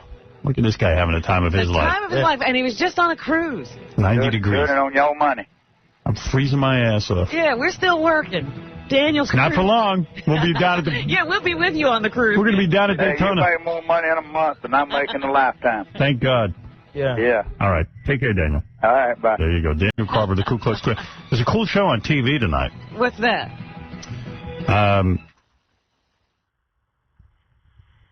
Okay.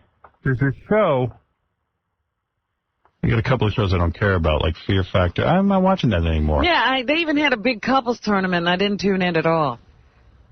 Charlie's Angel movie's on Behind the Camera, but I'm not going to watch that. I got bad reviews. Yeah, who cares about that? 2020 celebrities who've made comebacks. That looks pretty good. I thought you said there was something cool on there. Yeah, there is, and I got to remember to watch it. It's a show on the History Channel. It's on at 8 o'clock. It's called Punishment. The history of punishment is chronicled. I think those are cool shows. That's like where, like...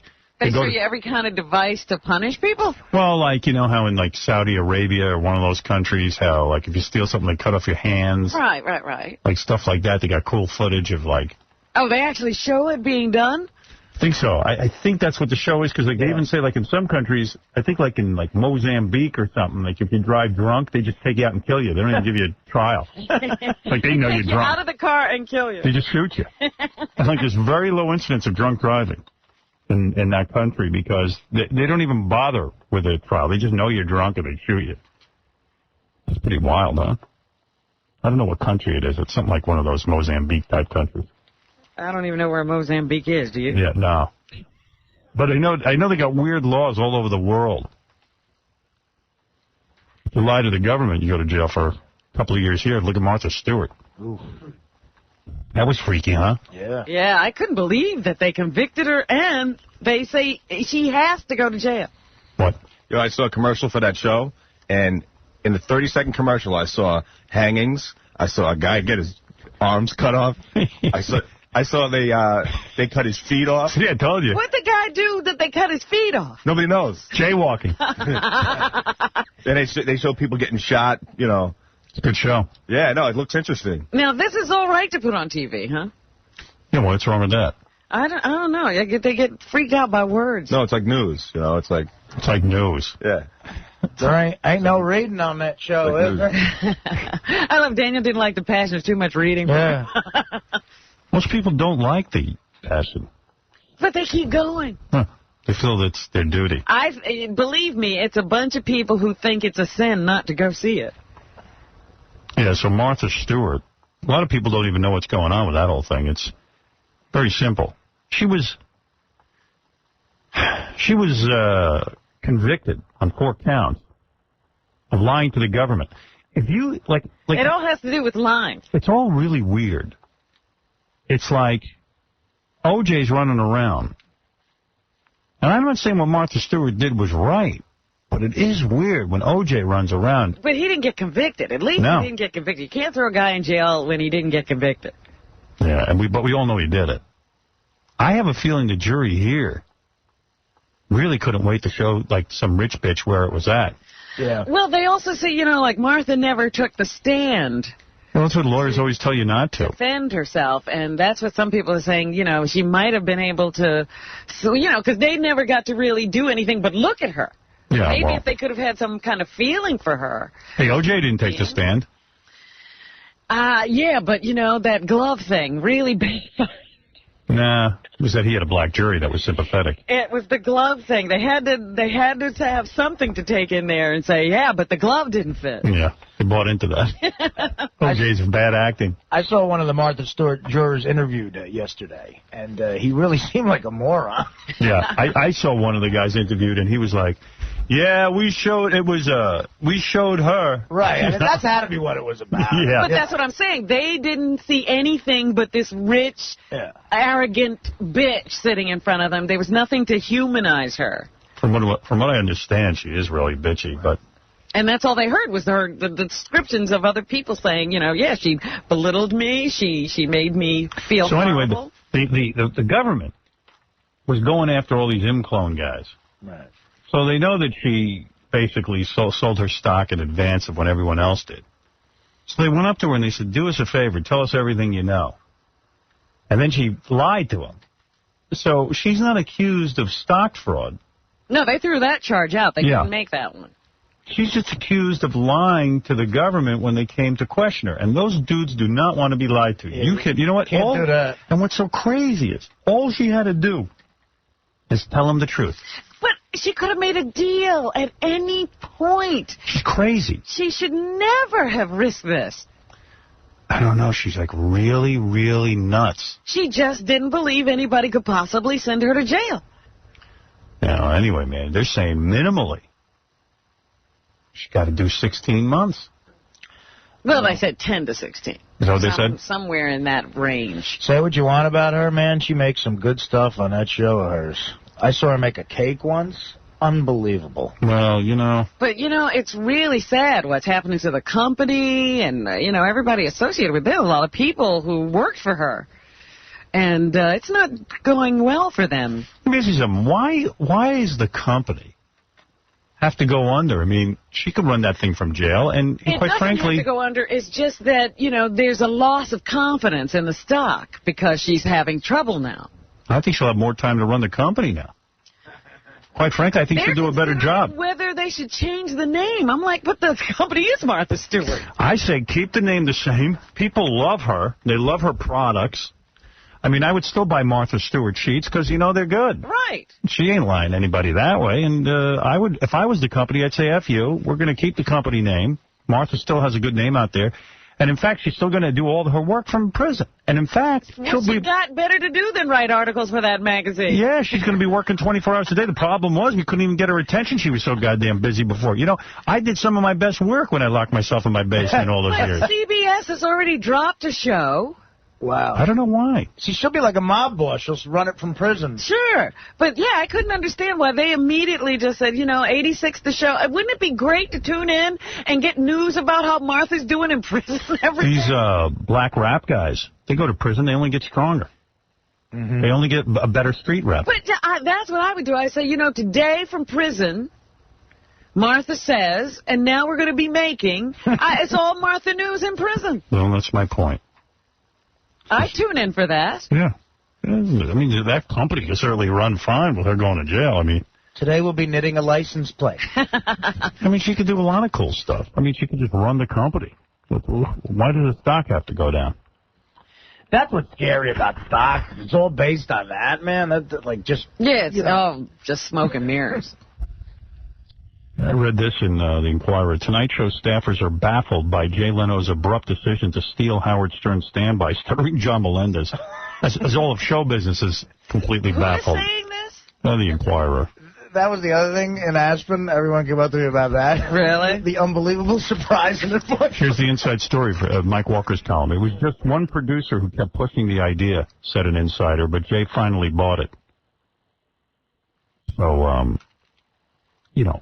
Look, when I was talking to Jay about this and yelling at him, you know, he's like, "Oh, that's no big deal. I mean, I heard you weren't paying him all that well." So I kind of knew he knew nothing about John. Right. And it's kind of like all the bits they steal from us. And when he was defending it, going, no, Steve Allen, I don't think he listens to our show. He realizes where things are coming from. His head writer is a huge fan of our show. Mm-hmm. And he's under pressure to keep coming up with youthful, funny ideas. And I don't even think Jay knows one thing from another. He doesn't know he's stealing.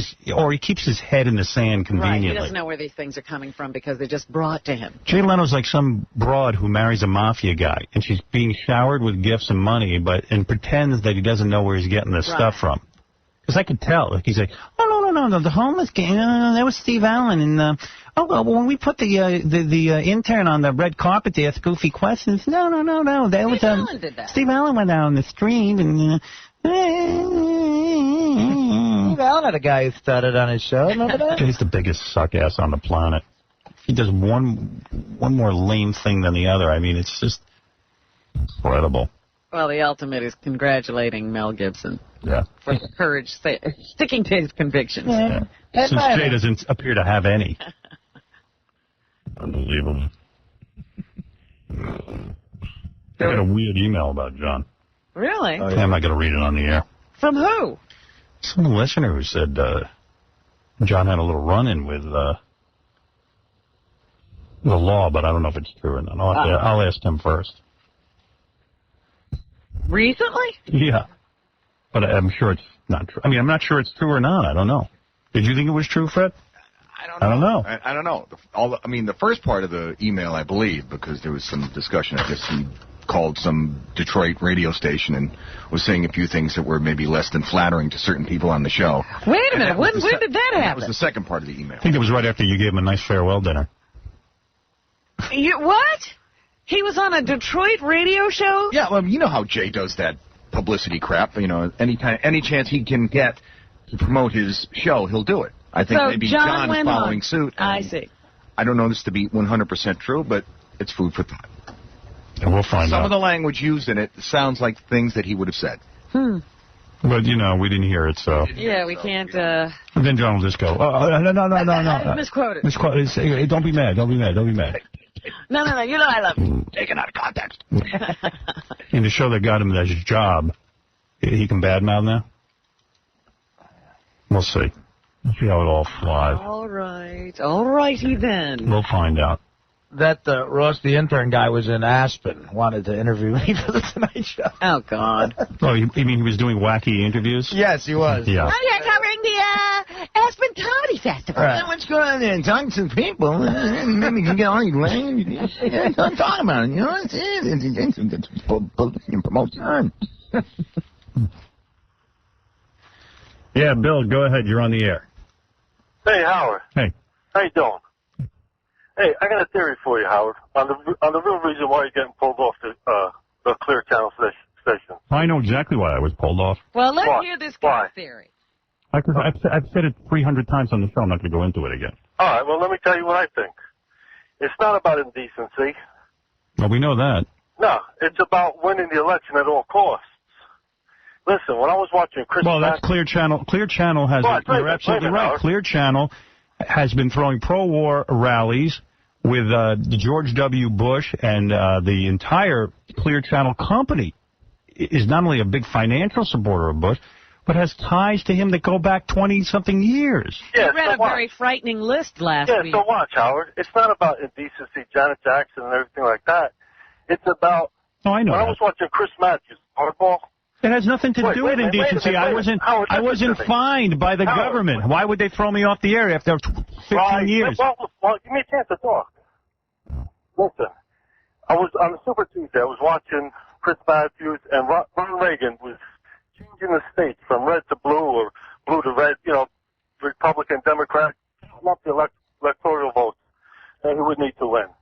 And Pennsylvania and Florida, I don't know about, I know Ohio's a swing state, but definitely Pennsylvania and Florida were swing states. And they showed you, if he got the necessary 270 electoral votes. I don't know if their station had the station. All right, you're boring everyone. And it's electoral votes. Fairly wrong. What was that? He's calling them electoral. Obviously, there's something fairly wrong. Yes.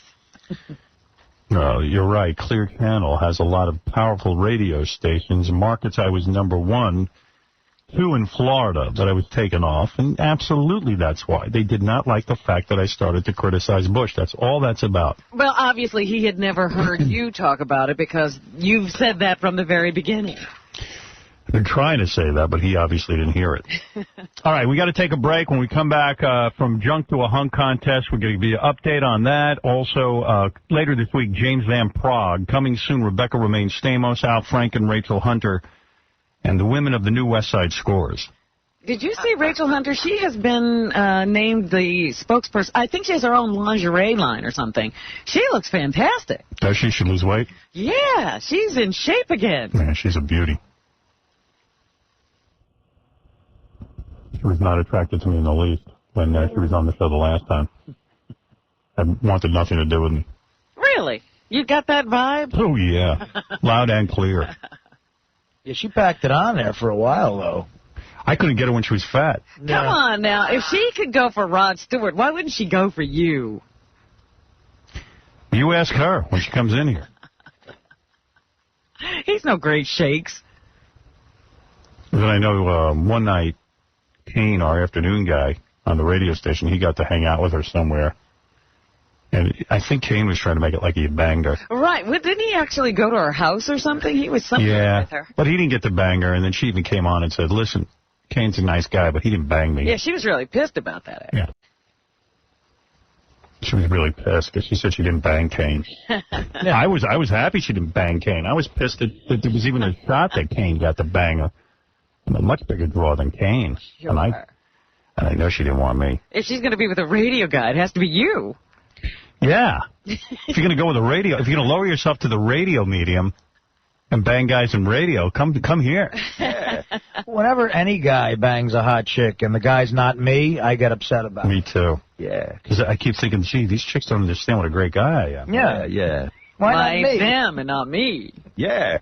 I know Rachel Hunter must be pretty good in the sack because Rod Stewart was crying when she dumped him. Yeah, he was devastated. Yeah. Although I got to tell you, the chick he's banging now is, I think, even hotter. Penny Lancaster. Oh. Well, I agree with you. You Unbelievable. look at Rachel now. When she comes in here, you determine who's hotter. Gary, you know what? Blow up a picture of Penny Lancaster, a cardboard cutout, so she can stand next to Rachel Hunter, and I'll compare. I'll do a side-by-side comparison. Yeah, let's do that. Dress them in the same outfit. And I think Get that lingerie she was wearing. And Penny Lancaster's like super young too, right? Isn't she? She's like. Wonder why Rachel Hunter let herself go, got heavy for a while, because I don't know. I think she didn't care. that's always dangerous. So you hook up with a chick like that, she can blimp up. Yeah. It ain't fun.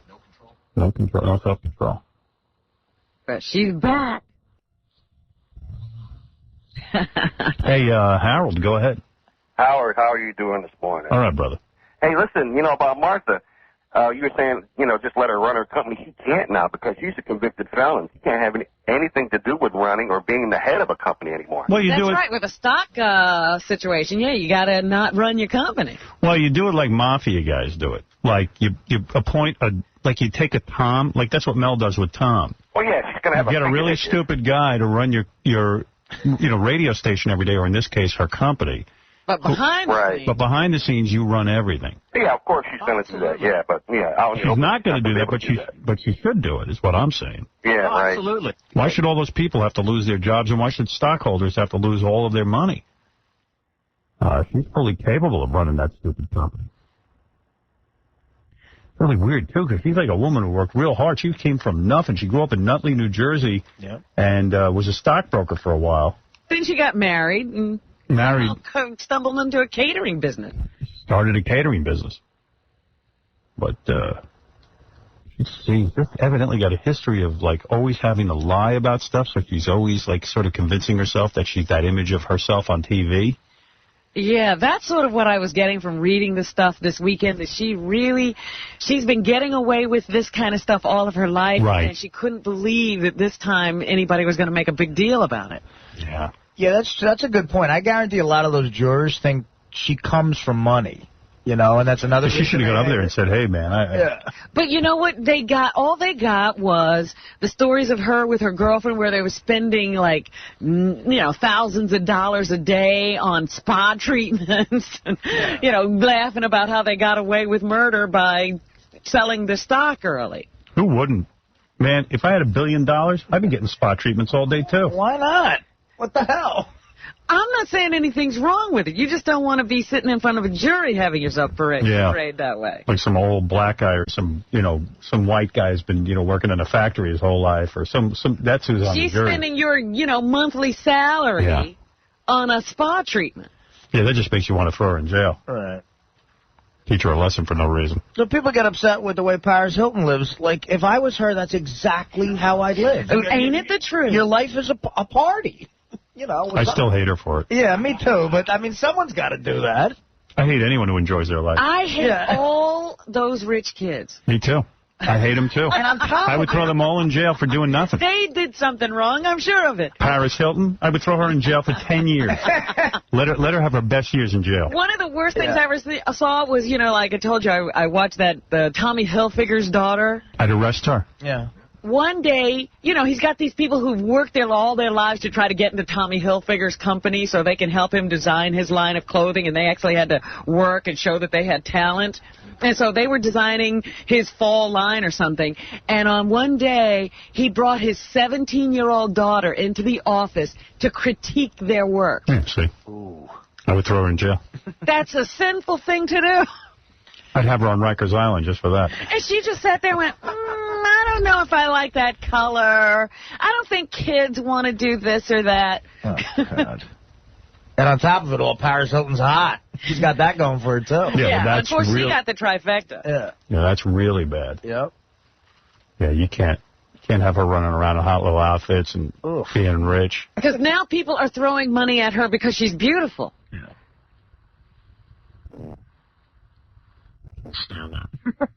She was already rich. Yeah. Makes me want to drink. Yeah. Yeah, me too. So I think I will.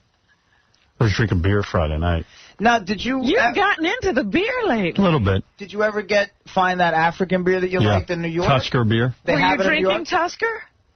Yeah, somebody sent me a case. Oh, nice. So I drank some of that. You're down in some brews. Is it as good when you're sitting in New York as it was down in Florida? Yeah, it was good. It was real good. You don't have to be outside in the wild? Yeah, no, I enjoyed it. It was good. Yeah. Yeah, I don't know. Had that. Ordered in a little sushi. Had poker night with the kids. Who won? Oh, I got cleaned out. The kids are good at poker, huh? Yeah. Are you guys playing any Hold'em? You playing Texas Hold'em is all we play. Oh, that's good. So who was the big winner? A girl named Patricia, who's a friend of my, who is Deborah's best friend. Yeah. She's the real card shark. She had never played in her life. You're kidding. And she was real good. It was beginner's luck? Yep. Wow.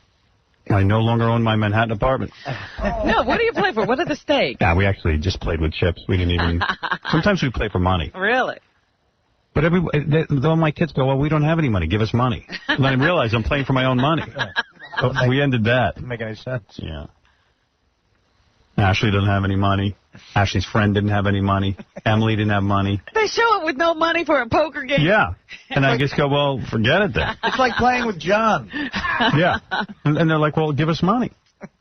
I go, well, how can I have a poker game if everyone's using my money? And what do you care if you're losing money that doesn't really belong to you? Right. But I ordered a bunch of sushi, had like Italian food. Cold beer. How many people at this party? Well, it was me, Beth. She doesn't play cards, but it was me, Beth, Laura, my assistant. She play cards? She didn't, but she was playing, we taught her. Then Ashley, our friend Elizabeth, but they played as one person. And Ashley's good. That's cute, though. I like that. Emily, her boyfriend, Alex, and this guy, Joel, who's their friend. He came.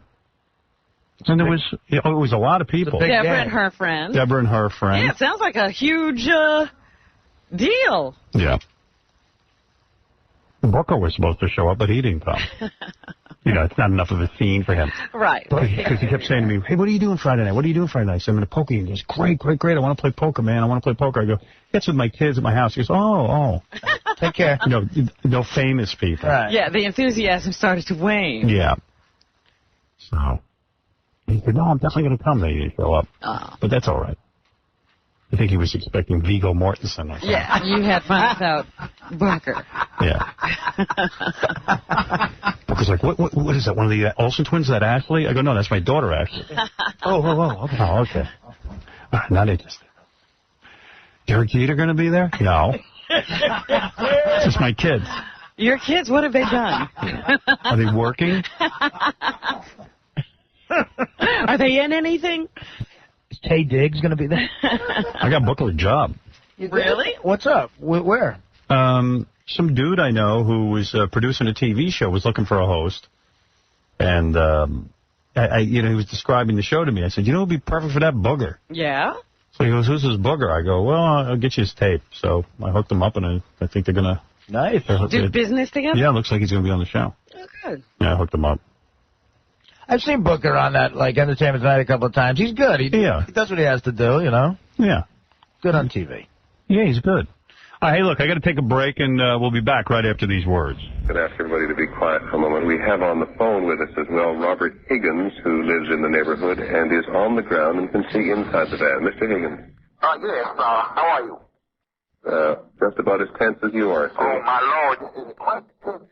What can you see? Oh, what I'm looking at right now is I'm looking at the van and I see OJ kind of slouching down, looking very, very upset. Now, looking here, he looks very upset. I don't know what he's going to be doing. Can you see him doing anything specific? Is he merely sitting there? He's just sitting around, just looking like he'd be very nervous. Can you hear anything, Mr. Higgins? I'm in the back of a news van, so I can't really hear that good, but I can see it all. And I see OJ. OJ, man, he's scared. And I would be scared because there's cops all... Thank you, Mr. Higgins. And Baba Booey to y'all.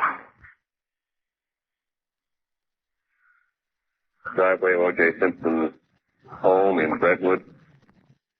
Clearly an effort being made to have him come out of the vehicle. In the doorway of the house, his friend, Al Powley. Peter, by the way, just for the record, this is Al Michaels. That was a totally farcical call.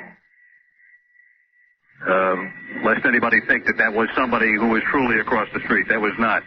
He said something in code at the end that's indicative of the mentioning of the name of a certain radio talk show host. Okay, thanks, Al. So he was not there. All right, we have them on every coast. Thank you very much. Not the first time nor the last time will have been had. 95. Now my fans from New York City. I atop the Howard Stern building. What? This is the Howard Stern Show. Yeah! Yeah. If you need the Las Vegas dates, when we're going to be in Vegas, you can check it out on howardstern.com. I know that a lot of people are planning to go there with us. And like I said, provided the show's still on the air, we will be there in the second week of May. I was reading about the life of this guy. He was 88 years old. He just died. He's my hero. This guy, Jorge Guinelli, who, 88 years old. He was one of those rich kids who inherited a lot of money and basically devoted his life to being a playboy. And he banged tons of hot chicks in his day. Like, these chicks don't mean anything now, but these are like the Pam Andersons and the Julia Roberts of the day. Rita Hayworth he banged, and Veronica Lake. The top girl. Lana Turner, Hedy Lamarr, Jane Russell, Anita Ekberg, Jane Mansfield, Marilyn Monroe. Get out of here. Come on. This guy did it all. This is a fictitious list, isn't it? No, and all the money that the guy had, his motto was to die broke. Like, in other words, on his last day of living, he would literally Spend his last dime. Spend his last dime, and unfortunately, he miscalculated. How much did he leave? During the last 20 years of his life, he pretty much had to rely on a government pension and loans from friends. Oh, no. So Yeah. he was already out long before he died. Yeah, when he died, he was sharing an apartment in a regular middle-class neighborhood with his two surviving children. Oh, God. Yeah. Poor kids. He partied away all the money they had to take care of it. And he put a lot of money into, like, businesses and stuff, and, all of them failed. Of course. What would he know? No a thing. But, man, the guy had fun. He turned down projects like the Diners Club, which went on to be one of the biggest credit cards, Yeah. and then would just finance others losing millions. Yeah, so he missed the good one, and then he tried to make one of his own. But the guy got laid like a mother effer and never got tied down, always like was banging chicks. I mean, he married a couple of times. He had his third wife separated from him in the 1990s. I guess when he ran out of dough. She went with the dough. Yeah. Pretty much this is how George Bush was living his first 40 years, wasn't he? Oh, he was married. I don't even know what he was doing. It's what he should be doing, rather than be president. It is weird how we keep electing guys. We hate rich kids, and we hate kids who get stuff for doing nothing. And even like you see the Democrats nominated Kerry, he's got like hundreds and hundreds of millions of dollars from marrying rich broads. At least the one thing you could say about Clinton was, he came from nothing. Yeah. But then you get that nothing family that comes along with it. But he came from nothing, but he also was a very wealthy man when he got elected. His wife and him had built up an empire. Anytime you get into politics, somehow money comes along with it. But at least at one point, he was on welfare or something. We don't respect, like, regular like we say we love hardworking people. We love people who, right? Like a guy who works a farm. Like, why couldn't a farmer be president of the United States? And we're just like, no way. We want some rich guy. He's busy. Yeah. Well. Yeah, he's busy working. There's a part of us, though, that for some reason doesn't trust people like that to run things. You hear Yale, and they come from this, sort of lineage. But even in this election, John Edwards came from a middle-class family. But he's no longer in the election. But he's a multi-millionaire from being an ambulance chaser. Millionaires at this point, Howard. No regular guy can run for president. I'm saying we reject the notion of a regular guy as president. We don't have to elect a super wealthy man to the presidency of the United States. How is a steel worker who's really living on a steel worker's salary? If the people rise up. They did it in Poland with that Lech Walesa. He was in prison. He had plenty of time to campaign. Yeah, I'm just saying, if we only, we accept what the government hands us, too. That's the other thing. Everyone's pissed off. Ralph Nader's running on what Ralph Nader is doing is very important to this country. The reason Ralph Nader is running for president is because he is sick of the two-party system. He wants to see people who come from a working-class background, who are still steeped in it, run for president. But Ralph Nader's not one of those people. He's not, but he is trying to set up a party that would be an alternative to the rich man's two-party system. Yeah. That's why he's doing it. He knows he's not going to win. But how are you ever going to get a third party in this country started? Well, there was one for a little while. The Ross Perot people had tried to put something together, remember? Yeah, but he turned out to be a whack job. Yeah, that was the problem there. People are trying, but it's tough. But believe you me, even that third-party system, you'll have to have a rich guy running. We love blue bloods. We love them and we hate them. Meanwhile, they were all over the television this weekend talking about yours truly. The fines haven't come down yet, but they're working on them. The Wall Street Journal issued a report saying that Howard Stern will be one of the people being heavily fined. Yeah, there's about a dozen stations, but definitely this one. Yeah, so it's coming. Might be all of us, our dozen stations. I have an inside source at the FCC. Michael Powell, the chairman, is really freaking out now. He's freaking out because he realizes once he finds me and I'm thrown off the radio, he will set me to be one of the most powerful men in this country. And you think about it. Yes, you'll be a person to be reckoned with. You'll have plenty of time to go out and speak. Yep, and that's what I will do. When I'm thrown off, I'm going to start speaking. I'm already considering organizing a series of concerts that the money will be donated to Rock the Vote, and also marching on Washington. So he's now thinking. Now, I know this because I have sources, and I can't reveal my sources. They're better than any sources anyone can have. And my sources are telling me he is the reason the fines didn't come out Friday, he's really concerned. He's handing Kerry the election by throwing me off the air and putting these fines. Suddenly everyone's starting to think, because I've been so vocal about what's going on, they're having to rethink this. Now, my guess is, this is a guess, they will still go ahead and fine me. Because they've done all the work, it would look really odd now if they didn't fine me. Well, yeah, they also still have to appease that right-wing faction that is looking for these fines to come out. I want them to fine me. It's a tightrope they're walking. Yeah, I want them to fine me. Find me. I want to be thrown off the air. I want to be made all-powerful. But they're all debating, all these TV shows. Now, let me ask you something. If you were now running for president, would you consider yourself one of the regular people? Yes. Oh, you're so silly. I am. I'm a working-class guy. I get a paycheck. Anybody who gets a paycheck Oh, you're too funny. is working class. You're too funny.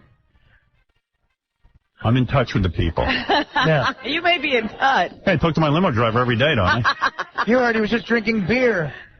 That is exactly what I'm saying. Any regular person who can run is rich. You're talking about John Kerry's got about $700-800 million. A $500 million. $500 million.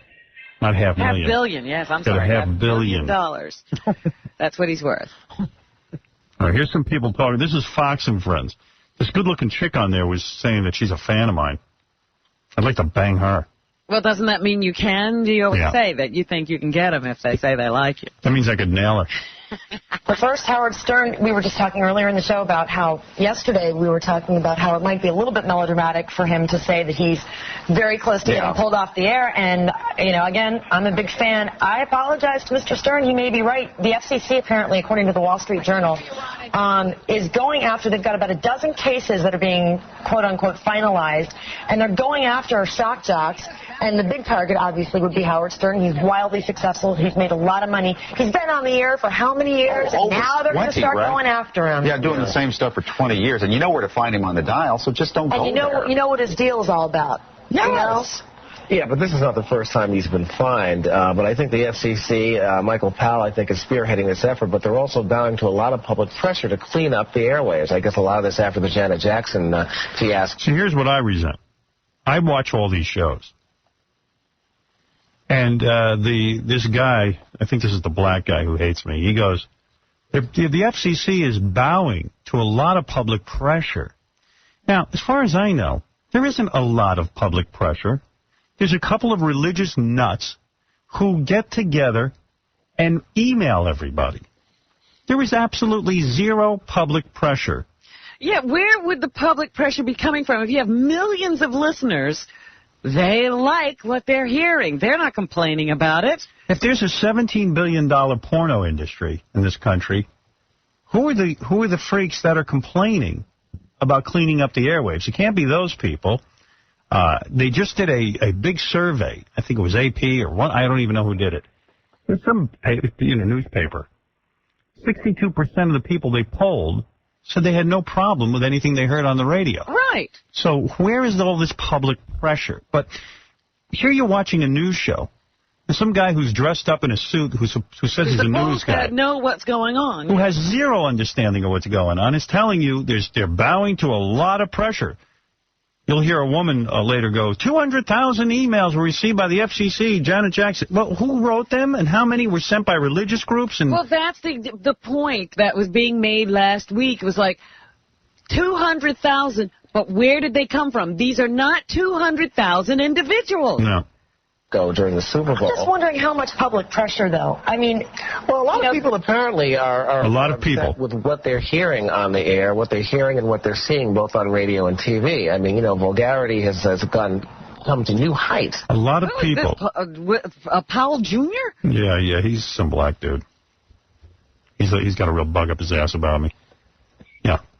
I say the scary part is it is a classic case of the majority being silent while the minority is so vocal that's where the public pressure is. It's from a minority of the country that is so well organized and making so much noise. Meanwhile, the majority, the 62%, or the 80% in the other poll that we looked at, is quietly sitting by and not saying anything. Yeah. That's the scary part. Yeah, Bush is in for a big surprise. That's the only way. So. I hope so. I think it's going to happen. I think this guy's going to lose big time. I keep hearing that, he's going to, in the polls so far, if you pit Bush against Kerry, they're pretty even, or Bush is a little bit ahead. No, it's impossible. I agree. In terms of the amount of profanity Howard Stern has been around for a long time, and as far as vulgarity, I mean, I have to say the guy, he's non-politically correct, and I think that fires a lot of people up. He doesn't bow to the PC bull. Right. You know, I was talking to one of our folks here at the station, and they're saying, they listen to Howard Stern. I mean, and once again, this is a matter of what you like to listen to and what you don't. It's a matter of taste. Because, every time I turn on Howard Stern, after I kind of turn him off, I feel so depressed because he's always attacking somebody. Once again, a lot of Howard Stern. Why would you turn it on?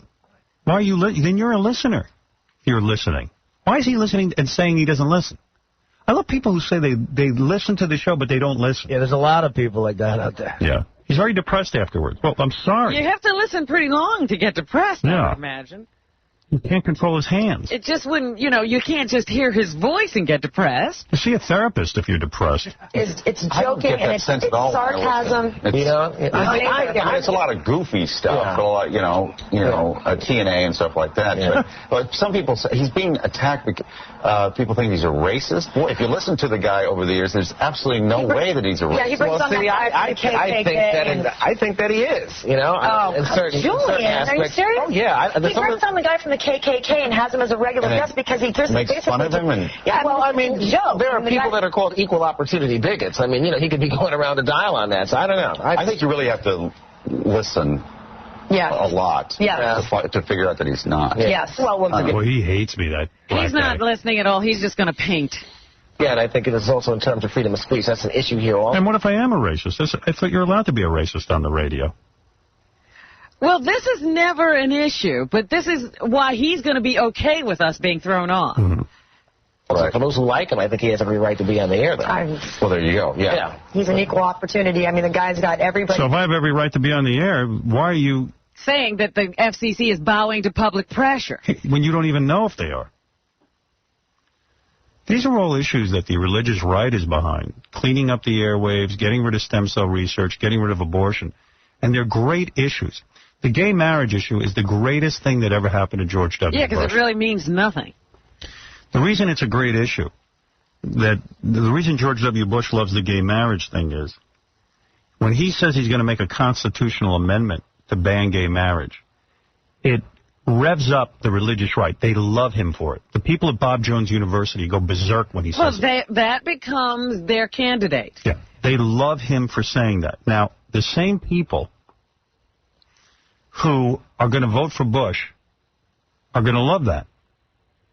Then you got the Democrat, the pork John Kerry, who's got to sit there now. If he says he's for gay marriage, he loses any of these people who are on the fence. And there are plenty of people who would vote for John Kerry for the issues, but their religious agenda takes them away if he says he's for gay marriage. So this is the worst. The gay marriage issue is the worst thing that could have happened to Kerry. It's the worst thing. He doesn't even want to deal with it. Because in their churches, they would be told, you can't possibly vote for a guy who doesn't come down foursquare against gay marriage. It's a dumb issue.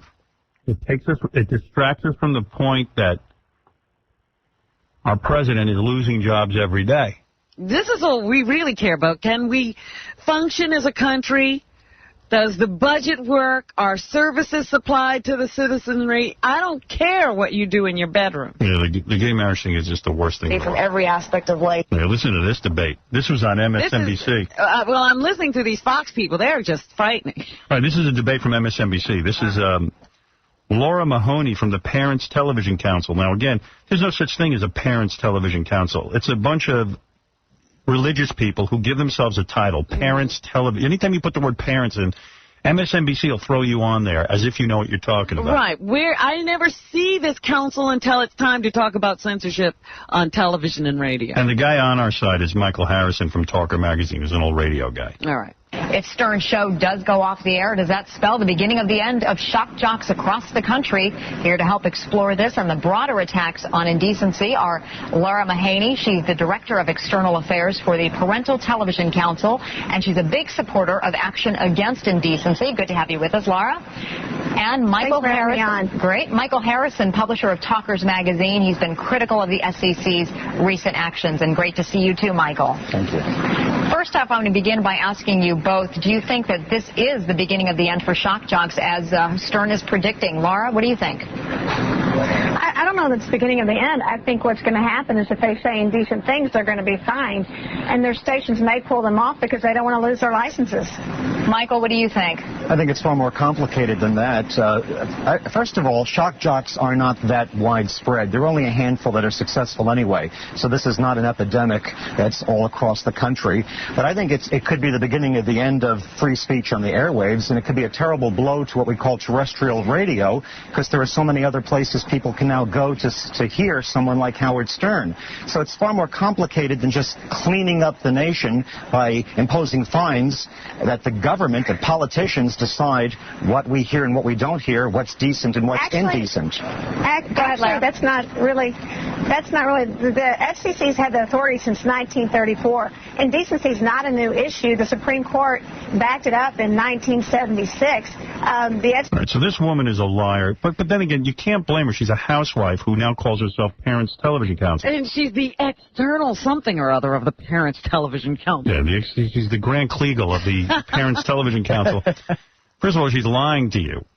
Yes, the FCC has an indecency thing to uphold, but the only thing that was ever deemed indecent by the court were the 7 dirty words. They have absolutely no authority to say something's indecent unless the court says it's indecent. Now think about that. They won't let me go to court. You know why the government won't let me go to court? Because I'm not indecent. They will lose all their power. Yeah, that's it. She doesn't know what she's talking about.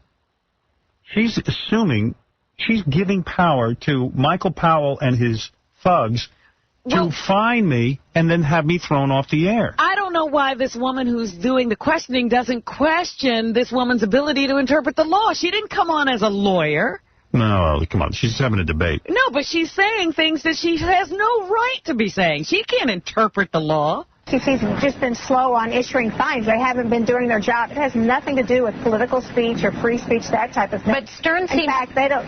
I was just going to say, Stern seems to think it is, and he's out there. He's criticizing Republicans, also President Bush, for attacking his radio show. I want to read you what he said on this. He said, quote, "I'm about to be served up my head on a platter because all I wanted to do was make people laugh. Vote this maniac out of office." Is this more about politics, or is this more going back to the whole Janet Jackson flesh flash incident? I think it's about... It has nothing to do with politics because, in fact, the FCC was getting stricter before the Janet Jackson incident. They'd already had one hearing and they'd already scheduled another one. I mean, the congressional leaders had. And what the deal is Howard Stern's trying to make it a political thing. It has nothing to do with Bush. It has to do with him saying indecent things on broadcast radio. He's going to put the blame on somebody else but himself. Go ahead, Michael. It has everything to do with politics. There are a number of politicians who are trying to make hay out of the whole indecency issue. It's an election year. They want to go back to their constituents and say, we brought down Howard Stern, the mighty Howard Stern, and all those terrible shock jocks. And it's totally about politics. Does Stern, though, Michael, have enough of a following to affect the nation when he tells his listeners to vote, as he puts it, this maniac out of office? Without any question, Howard Stern's turning his opinion from being pro-Bush to anti-Bush could prove to be George W. Bush's worst political nightmare. Howard Stern has an incredibly loyal audience. I hear giggling in the background, and I don't know who's doing that. That's Larry. That's not me. Giggle at your own peril. Go ahead, Larry. You seem to have a strong reaction to that. Sure, that's fine. I mean, certainly Howard Stern can he didn't get Bush elected in the last election. It's not about... He didn't get elected in the last election. His brother got him the election by turning the votes over to him. Politics. I'm telling you, the FCC had over like 200,000 complaints last year. Yeah, from who and how many of them were sent by multiples? And they weren't all about Howard. Right, 200,000 complaints. Most of them about Janet Jackson's boob. Well, long before this big election year came up. She can laugh all she wants about my political influence. You ask Governor Pataki who got him elected. You ask Governor Christie Todd Whitman. And you ask a variety of politicians. Again, we're talking to a housewife who, if they want to talk about what the FCC is supposed to be doing, why don't they get somebody from the FCC? The 200,000 complaints were about Bono saying the F word. And what the hell does her group do anyway? Nothing, except watch TV and be parents. It has to do with just airing decent material. Then why is the FCC afraid to go to court with me? She has not given one example. She just keeps screaming and he's indecent. Yeah. How? How am I indecent? And where? And who says that Michael Powell knows what's indecent? Well, if Howard Stern can say it, nobody's going to limit him from saying it. He's just going to be fined if he does it. And really, the issue is that's the American way. Not Howard Stern. That's it's about not a limit. And what's on radio. Lots of stuff has been let slip by because the FCC wasn't doing anything, and now they are. Have you seen, you say now they are you seeing other shock jocks, Lara, who are generally out there on the edge? Are they starting to clean up their act? Well, everybody has. I think they're... Go ahead. Let me get Lara and then actually... I think they actually have to be. It's not about cleaning up their act. It's just not saying indecent things. They can still say edgy things. They can still say things that offend a lot of people. I mean, they have their right to offend. But Michael, they just don't... So let me see. She now says, she's about as clear as the FCC. Yeah. She might as well sit on the board. Oh, you can say edgy things, just don't say them indecently. Indecently. What? That's like Tom when he says to me, you can still be funny without and I go, no, I can't. This is my humor. I like talking about sex. That's how I'm funny. Why shouldn't I talk about sex? That's like telling Van Gogh after you cut off his hands, you can still paint. Yeah, paint with your penis. Dip it in a can of paint and paint with it. Go ahead. Michael, who defines That's the point. That's the point. Who is to decide in a time of change? The English language is organic. Different generations have different interpretations of different words. It's art. There are millions of people who like to listen to this and like to watch it. Who's to say in Washington what's decent and indecent? And if you don't think there's a connection between that and political speech, now that we've cleaned up all of these indecent shock jocks, let's get rid of people who are rabble-rousers and saying things that are against the president. Okay, go ahead, Lara. I like to break the speed limit. It still makes it illegal, and I get a ticket for it. Doesn't matter if people like to hear indecency or not. And there's a very big difference between the speed limit and the First Amendment. The Supreme Court has backed it up in 1976. You're talking. They said the Supreme Court has backed up many things over the years that are. The Supreme Court only said the 7 dirty words. What is she referring to? What did the Supreme Court back up? She's a liar. She lies. All of these religious right-wing nuts who lie to you and call themselves Parents Television Council, I guarantee you she's a Bible-thumping Jesus lover who's going to sit there and hope that Jesus takes over the country. That religion mixes with the state, that there's no more abortion. I'm telling you, man. That we become a Christian country. None of these people are telling the truth. They're lying to you. The Supreme Court backed it up. The Supreme Court backed up nothing. There's 7 dirty words you can't say on the radio, according to the Supreme Court. That's it. End the sentence. That's the only way indecency's been defined. And here's a situation where there's a government agency arguing with an industry, and you can't get the court to come in and settle it. Because if you do, they're going to revoke your licenses, and they're not going to let you do business. You can't win. Checkmate. And everybody's perfectly happy with that. They're fine with it. The whole discussion that they're having is offensive to me because it's all a lie. The court hasn't ruled on a goddamn thing. And they delivering credibility to this woman by having her even part of a debate. Who is she? She's a jerk. I want to boot her ass right out of this country. And immoral and unconscionable. If people look at how the FCC has ruled, like in the past 10 years on indecency, they'll have a good idea of things that they shouldn't say. And look, the indecency standard is only between 6 a.m. and 10 p.m. at night. After 10 p.m., knock yourself out. Why is that?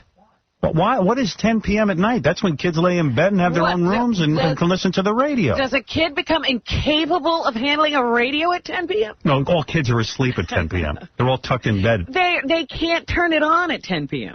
There's not a standard after 10 o'clock at night. Let me ask you just quickly, Michael, is there only 16 hours a day we have to be protected? A case for Stern against the FCC? Are his First Amendment rights being violated, his freedom of speech? Of course they are. Well, when the government tells you what you can say and can't say, and doesn't let you go to court over it, that's a violation of the First Amendment. Are they telling him what he can and can't say, though? Or are they just saying you can't say, you just can't go over the line. Well, you shouldn't be allowed to yell fire in a crowded theater. And I would prefer that we lived in a society where the big corporations imposed their own decency regulations and had pride in what they broadcast. I am certainly not saying I'm for indecency. I think, though, that one of the greatest indecencies are politicians telling us what we can hear and can't hear. And that's what doesn't seem to be getting across to the lady that I'm talking to. Okay, Laura, go ahead. You get the last word there. This has nothing to do about politics. Look, people have their political speech shortened all the time. For example, if you go into a congressional hearing and start yelling whatever you want to yell, they're going to take you out of the hearing room. Is there free speech being blocked? No. It's just a fact that there are certain places and certain times where you can say things and where you can't say things. That's it. And we're going to have to leave it there. I'll abide by any court's decision. It's sad that the talkers guy doesn't realize that we never get a hearing. Yeah, he on realizes, the issue. but what are you going to do on those shows? That's why I don't go on those shows. They make you look like a baboon. What is it? Well, I mean, I think Michael actually made a couple of good points. I did too. I mean, I didn't say he was not the completely speed limit wrong. thing and how the English language has changed. I mean, there's a good analogy that can be drawn. Back in the 40s, the speed limits on the superhighways were what, 45 miles an hour? Because the roads couldn't deal with it. I had to say because, right? Why are you in here? What do you want? I know how to handle this. Trust me. I'm a fighter. Okay. I know how to handle this. When you start talking about the First Amendment, people get bored. Yeah. Nobody wants to hear from you. When I call you in is when you should come in. I'll rush right in. Yeah. You don't have a point. My point was that there's a huge discrepancy, and nobody knows exactly what the FCC means about indecent. All right. Tom, you can go in the hall and debate with Fighting my the interns. Okay. All right. Thank you. By the way, we need to take a break. I'll take a break when I'm ready. I don't listen to you anymore. We're done with you. You were such a you-know-what. No, I'm not. Yeah, I'm a great guy. Go ahead and say it. No. You can say whatever you want. It's America. Yes, Mike, go ahead. Howard. Yes. How are you doing? It's an honor to be on the show, by the way. I've been a listener since, All right, go ahead. What can I do for you? What can I say to you? And I don't know. I think what's happening to you is kind of sad. Me, I am a Republican. I'm a Bush supporter. But this whole religious right nonsense, it scares me. Why would you be a Bush supporter after everything I've told you? Well, no, I'm saying you're getting me to think. Yeah, I can't imagine what the allure is. What are we afraid of? The terror? You mean Kerry's going to come in and the terrorists are going to take over the country? I don't think so. The thing is, if Kerry gets elected, it would be disastrous for our economy. Oh, the economy's in great shape under Bush. We're really making a big, strong comeback. I think we are. I think we are. The new price of oil is going up. We have an environmental situation that is threatening our water sources to the point that you think oil's bad? 20 years from now, wait till you see people fighting over water. You know, in a lot of countries, water's becoming scarce. We got a president who's going to go into Alaska and cut down every goddamn tree and invade every environmental rule that we've had in the past 100 years. Well, the thing is, personally, I think... What are you holding on to here? You got a guy who's gotten privilege after privilege because of his dad. He's bankrupted 3 companies, and now he's going to bankrupt the country. Let's move on.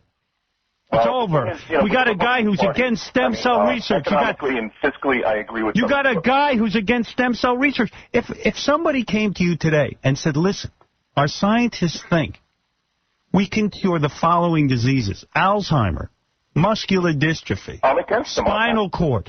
And then a guy walked up and said, listen, I'm not allowing it. What would you say he's a mental patient? You would have him locked up in jail for such an offense. He'd be in jail. I can't talk to anybody. I'm sick of it. We could end suffering for hundreds of thousands of people. People in wheelchairs could walk. And you got a guy going, I don't like it, but we already have 60 strains in this 60 strains. He's talking about 60 strains. The truth is we have under 10 strains. He's lying even about that. He should be in jail for that. Martha Stewart should be free, and Bush should be in jail for not allowing stem cell research to flourish in this country. I don't even understand how the people in this country with spinal cord injuries and Alzheimer's... Well, they can't march. Not the Alzheimer's, but, the families, how they're not, running through the streets, ripping their clothes off and setting themselves on fire over this lunacy. They're busy trying to get their loved ones into and out of a tub. The beloved Ronald Reagan, who they all sit and love, could be cured of Alzheimer's. He's sitting there. He's as smart as an eggplant now. Well, they don't think they could cure Ronald Reagan. Martha Stewart's been going to jail for lying. What about Bush's lies?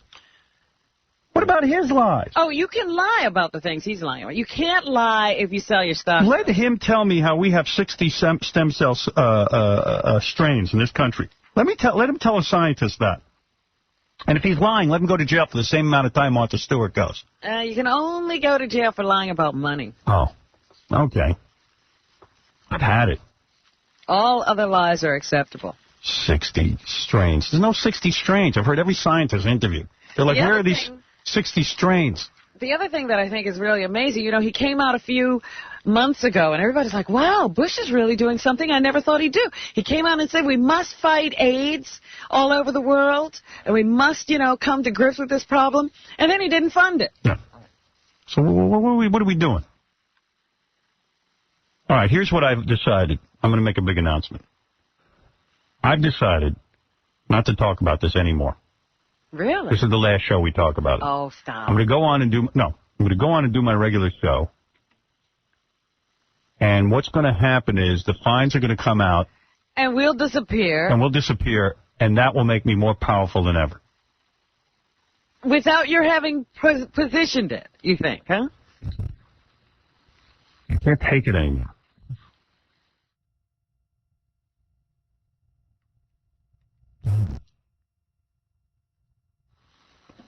Show's over. I got 50,000 guys on a button, hitting a button on me, because they're buying into this crap from the FCC and how we're indecent. This woman from Parents Television Council is winning, and the FCC is winning, and the government is winning. Well, it should be against the law to interview these wackos that just give themselves titles. And the religious right is winning. They've won. They did win. Ed Meese's dream has come true. If you don't believe it, just look at the bottom line of the Passions of the Christ. Mm-hmm. Who wants to hear from people like that chick? Why don't they interview a truck driver in Pittsburgh who can't hear you anymore? No, that won't happen. Never. Let's hear what he has to say. Like, that's an American. No, the millions of people who listen to this show and love it can't get heard. Nobody's talking to them at all. And they don't have time to sit there and march in the streets. It's not that we're apathetic. It's just that, Jesus Christ, you put in a full day of work, you're tired. I know on the weekends, I just lay in bed trying to come to for Monday. I really do, all Saturday. Do you think you can get up on Saturday and march? Saturday, I was sick to my stomach. I guess this whole week has gotten to me, so I was like, Friday night I started to feel ill, and then I woke up Saturday, and I had like a fever, my legs hurt, and everything just hurt, and I just said, oh, crap, I got to stay in bed all day. But can you imagine putting together your posters and, you know, then getting the streets after a week of work? The people who have time to organize and stuff are these religious nuts who's, like, they sit at home all day and they go to bake sales and, you know what I mean, their kids are basically out of the house and they just sit around all day and they want to have power. They want to get on TV. Who's Laura Mahoney? Really? Mahaney, or whatever the hell her name is. I mean, how does I don't know, exactly. I don't know what makes her an expert about anything. And she doesn't have one bit of factual evidence. She's not even talking facts. Howard Stern's indecent, and now he's going to have to pay. Just loves spewing out opinions. You decided? And the FCC is supposed to. Supposed to. That's what they're supposed to do. The only reason it's happening, they weren't doing what they're supposed to. She didn't even know what they're supposed to do. Jeez. They're not supposed to decide what's indecent. The court decides. I never saw countries. This government agency is getting away with sidestepping the entire legal system. That's what I'm saying. They're getting rid of the checks and balances.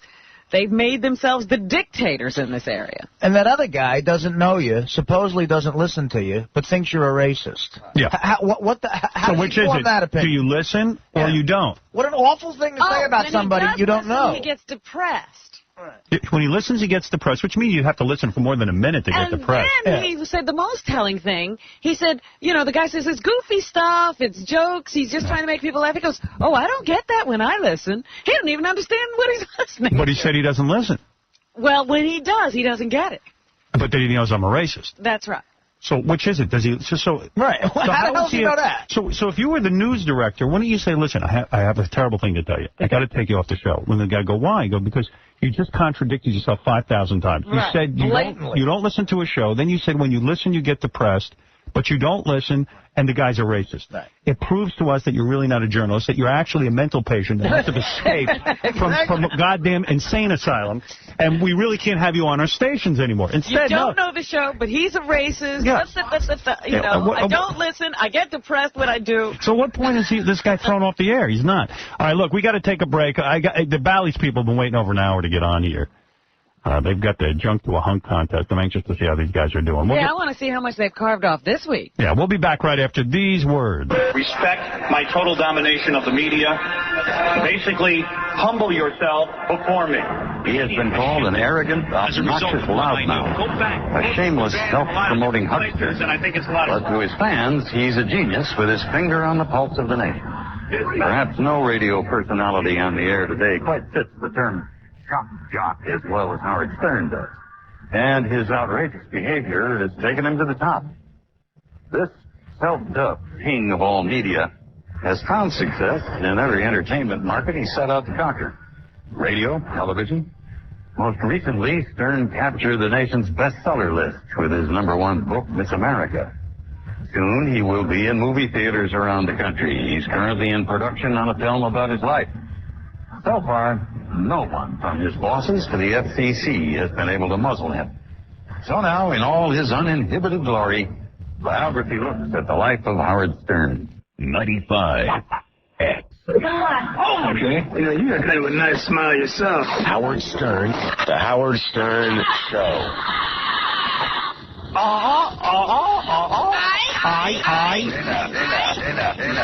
All right, let me, first of all, welcome the people from Bally's. We're doing this junk to a hunk contest.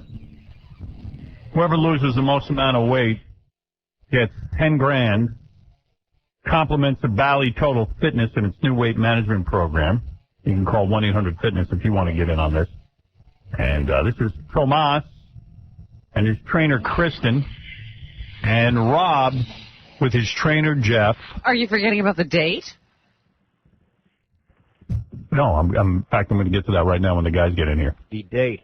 And in addition to the $10,000, Tomas and Rob are competing for a date with porn star Karina Taylor, who is very, very exciting. Wow, Rob looks great. I'm looking at the trainer. Hey, boys. Hey, morning, man. Hey. Well, guess it's time for that weigh-in. Has it been a good week? These guys are both built like Tony Soprano. Yeah, it's hard to tell if anything's happened. These are big boys. Step on the scale. This is Tomas. His original weight was 423 pounds. Last week he weighed 386 pounds for a total loss of 37 pounds. And today he weighs 375 pounds. That's another 11 pounds. Another 11 pounds, dude. Yeah. Nice. You feeling good? Feeling really good, man. Wow. All right. That's a total weight loss of what? 48 pounds. 40? Oh, good for you. Nice. How you feel? I bet what you feel... What can you do that you couldn't do before? Things like going up and down stairs are really much easier now. Yeah? So what do they got you doing? Like lots of aerobic stuff? Mainly a lot of cardio. And even if we do lightweight, I try to keep my heart rate up during the entire time. So it's definitely... And how many days a week are you working out? 6 days a week. Your face looks real good. It's getting thinner. Thanks, man. Dude, you're starting to look like Enrique Iglesias. You're looking pretty good, too, Artie. Yes, thank you. I was going to say he's beginning to look like Artie. I thought I was looking good. Dude, do you think you can keep this up even after the contest? Oh, I plan to. I want to get down to about 250 or so. Yeah, good for you. Thanks, man. Yeah, Bally's makes it easy. They really do. All right, let's go to our friend Rob, who's been working out hard. Last week he was dropping tons of weight. Rob originally weighed 335 pounds. Last week he weighed 304 pounds for a total loss of 31 pounds. This week he weighs, get this, he's under 300, 294. Wow. Look at you, bro. Thanks. So how much is that now off for him? I don't know. Yeah. He knows, don't you? Yeah, 41. 41 pounds. And how much is Tomas lost? 48. Man, you guys are almost in a dead heat. Yeah. Work your asses off, boys. Rob, you now weigh Mickey Mantle's lifetime batting average. Perfect. You know what's weird, though? Like, no matter who wins, you both really win because you're both going to lose a lot of weight. Absolutely. You feel good? Yeah. Yeah. Doing a lot of cardio. So. And how has your life changed? Have you noticed a change in... Just doing work is a lot easier. I'm not, losing breath or anything like that. Good for you. Good for you. Honestly, they both look way better. Yeah, guys. They look good. Ooh, when's the last time you were under 300 pounds? Probably my freshman, sophomore year of high school. Wow. Yeah. Jesus. Look at you, man. You're almost looking normal. Now, when you take off your clothes, do you see anything? Yeah. Yeah, you see a difference, right? Yeah. Who knows? How much more time do we have left in this contest? 4 weeks, yeah. Wow. 4 weeks. Wow. So you can still do a lot. Good for you dudes. What are you eating? A lot of chicken, broccoli, spinach, a lot of greens. See, that's what I do, man. I eat the chicken right here with some tomatoes, and that's it for lunch.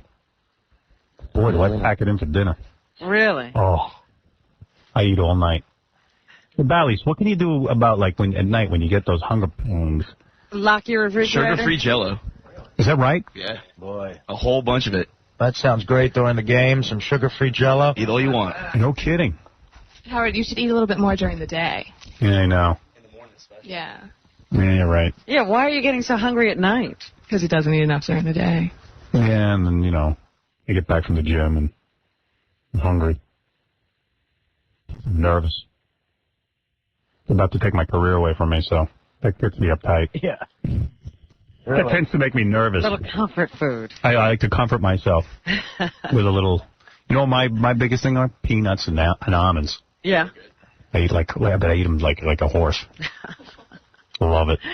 Let me ask the trainer something. If you were going to take one item away from a bacon double cheeseburger, right, including the bread, what would be the best thing not to have? To take away? The bread. Is it definitely the bread? I'm tempted to say the cheese. Really? You think the cheese? I think the bacon. The bacon? It's pretty deadly. Yeah. Well, now I'm completely confused. Take it all away. You know what? Don't eat it. Don't eat any of Take it? the whole thing out. Okay, I'll have sugar-free Jell-O. All right, hey, that's cool. Got some good tips there. Sugar-free Jell-O. Yeah. And what about Italian ice? Is that good? It's got sugar. Yeah, sugar-free Italian ice. That's good? Anything sugar-free. Hey, I got to start eating sugar-free Italian ice. Yeah. They have that? Yeah, sure, they must have that. I love Italian ice. Me But too. it's not sugar-free. There's a joint in Newark on Bloomfield Avenue, Ting-a-Lings. Ting-a-ling. Fantastic lemon ice. Fantastic. Anything like a sugar-free Jell-O sandwich I could have? You want to put Jell-O on bread? Yeah, what if I put sugar-free Jell-O in a nice How bun? about, the hamburger-flavored Jell-O? Jell-O I'm not a big fan of, but what if I freeze it? What's it taste like frozen? Oh, that's not good. No, Is it good? it's like ice cream, and you freeze it solid, and then you just microwave it for about 30 seconds. Really? I've never thought You of get the consistency of like a popsicle Really? ice cream. You know what I eat a lot? Frozen bananas. But those are fattening, right? Bananas have a lot of sugar. Yeah. Yeah, by the way, Benji constantly eats sugar-free Jell-O. He's back here all Is that right? And look at him. Yeah. But he's got to be eating sugar-free Jell-O sandwiches. If you can get the sugar-free, like Jell-O pudding pops, Yeah. get them sugar-free. That's, But you're fat and Benji's fat. What am I saying taking advice I'm from not you? saying I eat them. I'm just telling you what you should eat. Take advice from the trainer, not you. Baba Booey. Baba Booey's twice the size of what he was. You could look like me. I eat Jell-O Pops. I don't even eat those anymore. Now I'm just up to Godiva. Baba You Booey. just eat I the mean, good listen, stuff. let's not play We're around. working on him. Mm-hmm. We're working Yeah, that's on my him. trainer. He's getting off. Yeah, you could be my trainer, too. I'll train with you. What do you wear when you train people? It's something like this. Like that. Oh. No spandex? No. That's pretty tight pants, though. Yeah. Yeah. They grab your ass nice. Thank you. It's like you bend over and pick up the weights for the various clients? Sometimes. Yeah. I don't know, Gary, do I? Yeah, she does. Yeah, that's hot. Did you ever hear Tomas accidentally, let out gas while he's doing sit-ups? No. Tomas, she bends over all the time and... Oh, yeah. You can see the little thong. Very nice. Oh, really? She's giving you thought. What? Tomas, you devil! I had no idea. Yeah, see, she doesn't wear any underwear when she trains me.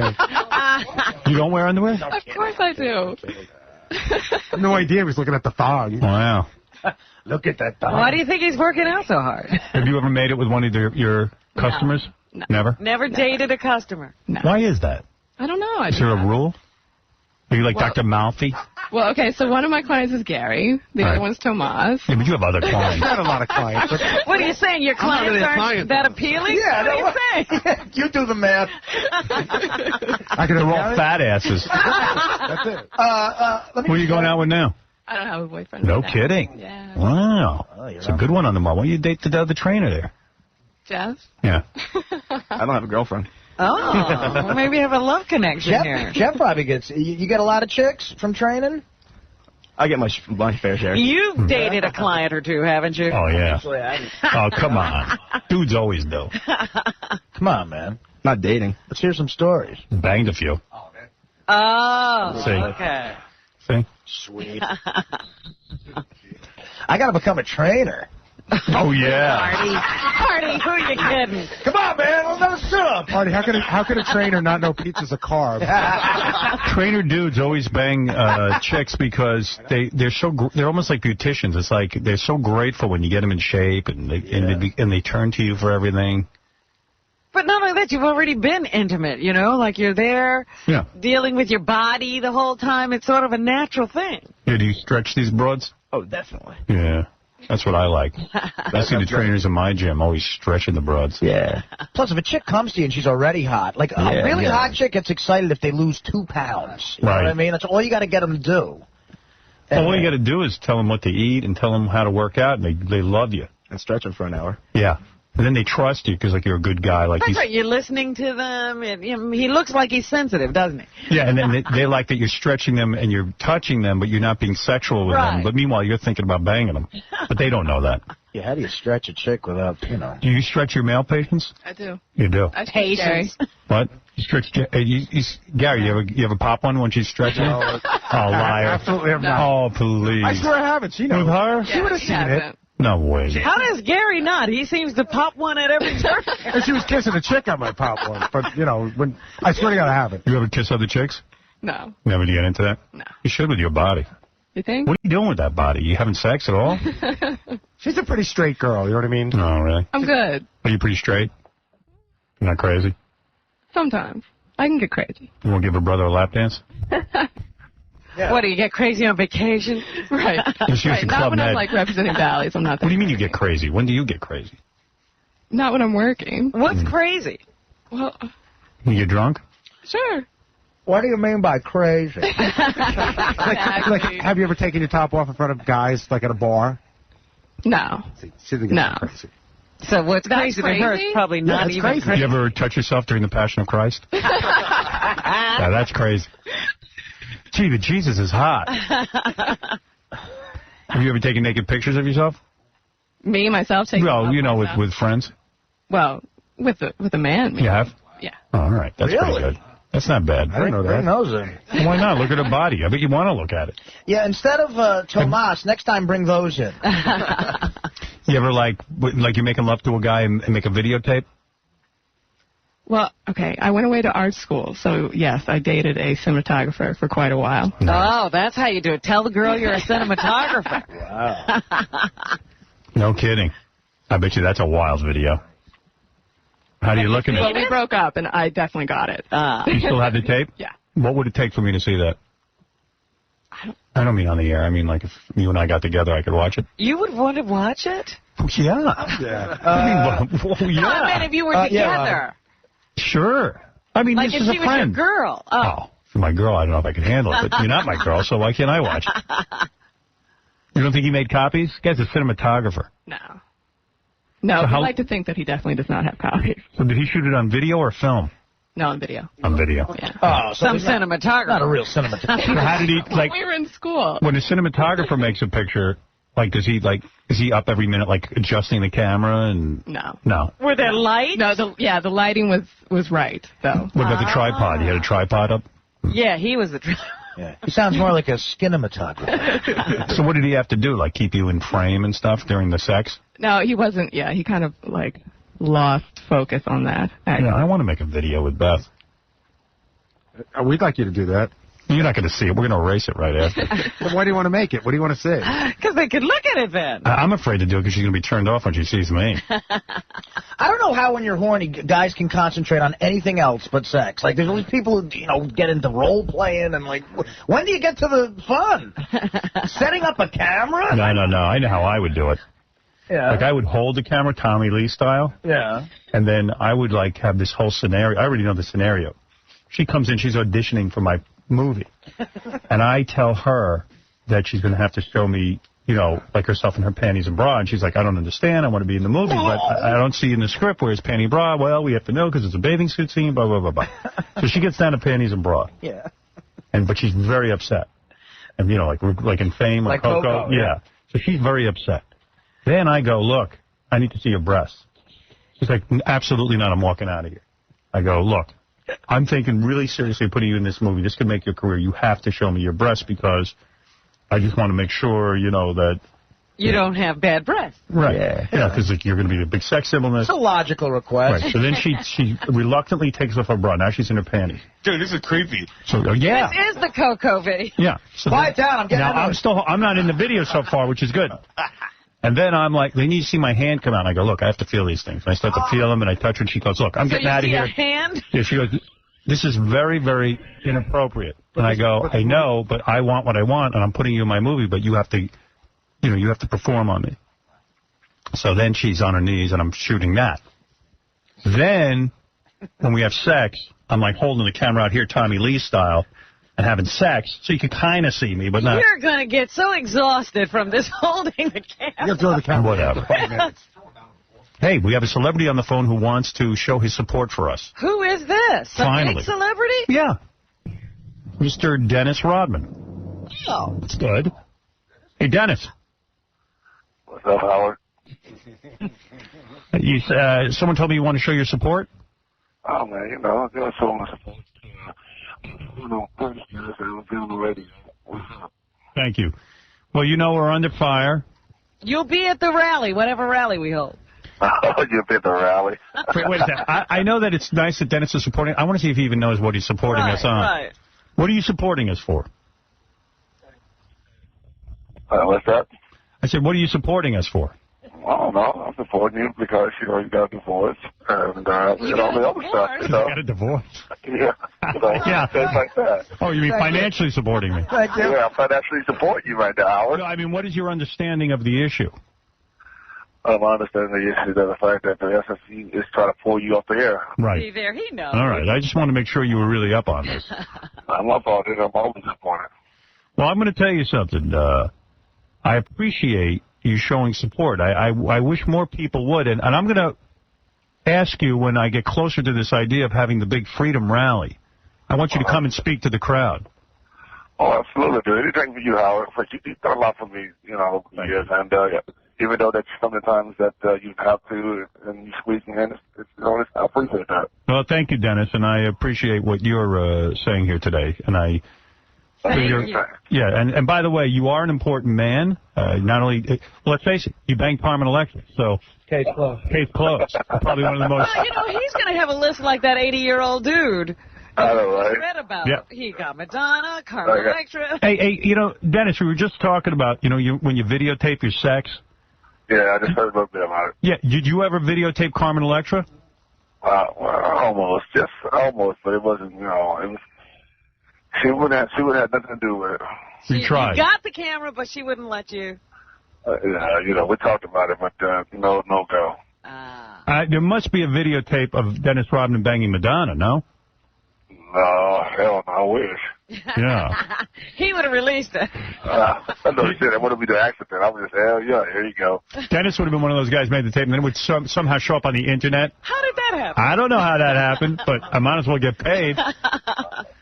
So you mean all the famous chicks you have sex with and stuff, no videotaping whatsoever? No, I was naive. Wow. I was naive, And you're not willing to make a tape now just of you banging? Well, what about you, Robin? What's up with you? You got a video tape floating around there? Let me ask you this. Out of all the famous, I'm not talking about your wife now.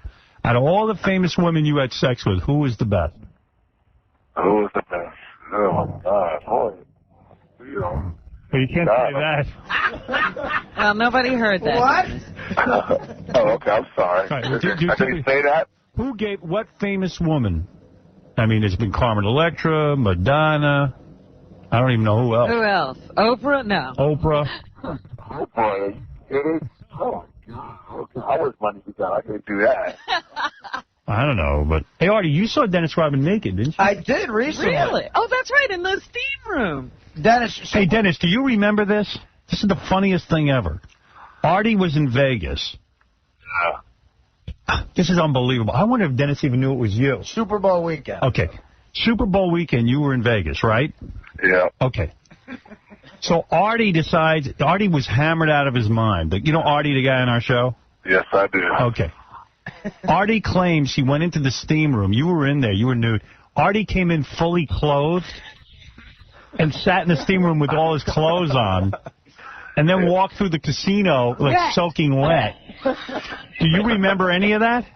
I remember someone coming in with all his clothes on. I remember that, but I wasn't paying attention to who it was. Did you? I mean, were you freaked out? Like, wasn't that weird? No, I used to do stuff like that. You know, after having, a couple of cocktails, 24 hours. Hell yeah. Yeah, I just wanted to sweat out the booze. Yeah, but Artie, I mean, you're so embarrassed. Like, wouldn't you put a towel on? He's so embarrassed by his body. I really am. He's in a men's locker room. Yeah. And according to Artie, you sit in there like you're bare ass naked. Like, And you don't even put a towel down on the bench or anything. No, not at all, dude. I just put the water down and just sat right on my ass. He does. I mean, yeah, not that I'm intimidated. Dennis Rodman's in there naked. But Dennis is legendary big, right? I mean, you... Well, I'll tell you what. Now, that's the other thing. I wasn't that impressed. Really? What have you seen in your lifetime? Hey, Dennis. I thought, look, he's bigger than me. Put it that way. Hey, Dennis, that was kind of good that Artie wasn't that impressed with your size. Oh, that's cool, though. That's fine. That's good, every time we go in the steam room, everything seems to shrink up anyway.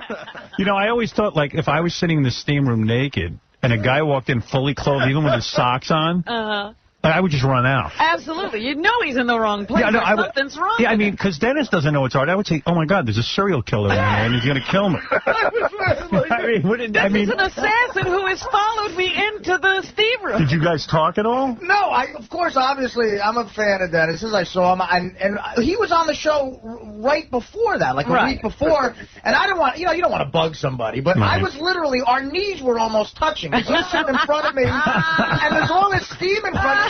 He's butt naked, and I'm fully clothed, sweating like crazy, and Dennis starts doing stretches in the steam room. He starts like stretching naked? out. Yeah, and there was another guy. There was like a fat guy next to me who just had a towel on.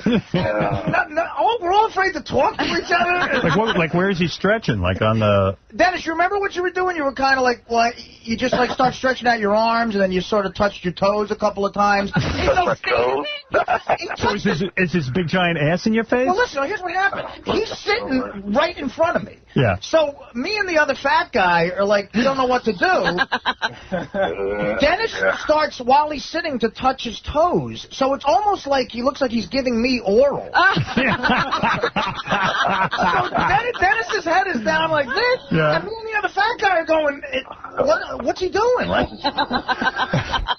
It's clear that he's just comfortable being in locker rooms and being naked because he's there all the time. But I had my socks on. You are really... Dennis, you had to be a little freaked out by some fat dude sitting there with all his clothes on. Well, that was good. So all the steam's in front of you, so I'm like, I could have said to, hey, I'm Artie from Howard, but I didn't want to bug you. And you didn't want to be seen as Artie with all your clothes on in a steam room. Yeah, hammered. Yeah, I was still drunk. Are you still drunk? Yeah. No, now I'm completely sober. So, was Dennis's body beautiful to you? Did he have a good ass? The guy has a nice body. I'm not going to lie to you. Like you were looking at him. Well, he saw everything, including the package. Look, when he stretches, does he do like any of those backward stretches, like where his whole... No, is it like a Pilates routine? He was sort of like pulling his arm over, like far, and then touching. He was absolutely observing what the hell I was doing. I'm as straight as they come, man, but if, like, one of the best rebounders ever is in the sauna, I'm going to check him out. You better take a look, You got to admit, though, Al, he was in the scene trying to check out everyone's little packages and stuff like that. That's what he's doing. Honestly, I wasn't curious about the fat guy next to me. Hey, Dennis, though, thanks, man. I appreciate your support. Oh, anytime, Howard. I don't know what's going to happen, but we'll keep you posted. Oh, everything's going to come out good. You know that. All right, brother. All right, man. Bye. Take it easy. The great Dennis Rodman showing his support. That's nice. I like that. Makes me feel not so alone. Well, my fat friends from Bally's, one of you guys ought to get slender and hammer this beautiful Bally's fitness person. Of course, I'm talking about... You're talking about Jeff? Jeff. Thank you. Jeff, you're gorgeous. No, seriously, someone's got it. When's the last time you had sex? January? January. What month is this? March. That's crazy. Sweetheart, you need a spring cleaning. You need Roto-Rooter. Yeah. I'm a nice girl. Yep. Tomas. Not that nice. You're making videos. Tomas, you're 30 sit-ups away from banging this chick. You ever wear shorts when you work out in the gym? In the summer. Yeah. That's nice. With what, like little shoes and white socks? And then belly shirt? In a belly shirt. You do? Not a belly shirt, Oh, no. a belly. Oh, no. A shirt like this. Belly. They don't like us to wear, like, half tops. You can't wear a half top? I don't know if we can't, but... You don't? Yeah. You want to be professional? Exactly. That's too bad. Man. Because I'd be smoking to watch you work out in, like, shorts and a belly shirt. I can work out like that. Yeah. Just not train someone. Jeff agrees. Yeah, So, like, I can if work out in whatever I want. If I go to Bally's, you might wear, like, shorts, like with the kind with your ass cheeks hang out, and then... And a bra thing. And a bra top? Like I might sports wear a bra bra top, but no ass cheeks. Really? Yeah. Sorry. We'll make a video of her working out. Jeff? Would it be possible to go to Bally's and hire you just to work out in front of me? 'Cause I don't really need to work out. Listen, hey, I'm going to have a sandwich while you do some sit-ups. You work out. Cheeseburger. Get in your bra top. Bally's can make a lot of money just letting you work out and guys pay to watch you. I got to say, I've been there a bunch of times. They do have hot trainers. Yeah? I mean, well, look at Jeff. Yo, Howard. Yeah. I would like to pass some gas now. Can I do that? Oh, my God. Oh, Jesus. Go ahead. Case. All right, hold on. Oh, wait a minute. No, I lost it because you gave me time. Girl standing next to you. I know, but you. That's all right. That's enough. You made me force it, and I lost Gross. it. God damn it. It was a good one, too. You are so gay. You should hear this guy. Casey can fart in front of a chick and still get laid. Yeah. You know, we were talking in the office the other day about, who's made videotapes. And me and John, everybody were asking, if we ever videotaped ourselves having sex, which we hadn't. But I think Casey might have done it. Yeah? Yeah, because I can get that. I mean, the guy's in good shape. I could see you do it. But You did who it? was in the videotape with him? God, this was a long time ago, though. Yeah, a couple Some times. whore. Some whore. Yeah, no, but... Some filthy whore. Nasty whore. Some guy who had a camera. So you got that tape? No, you know what? I got so angry. Some filthy German photographer. I was tricked. No.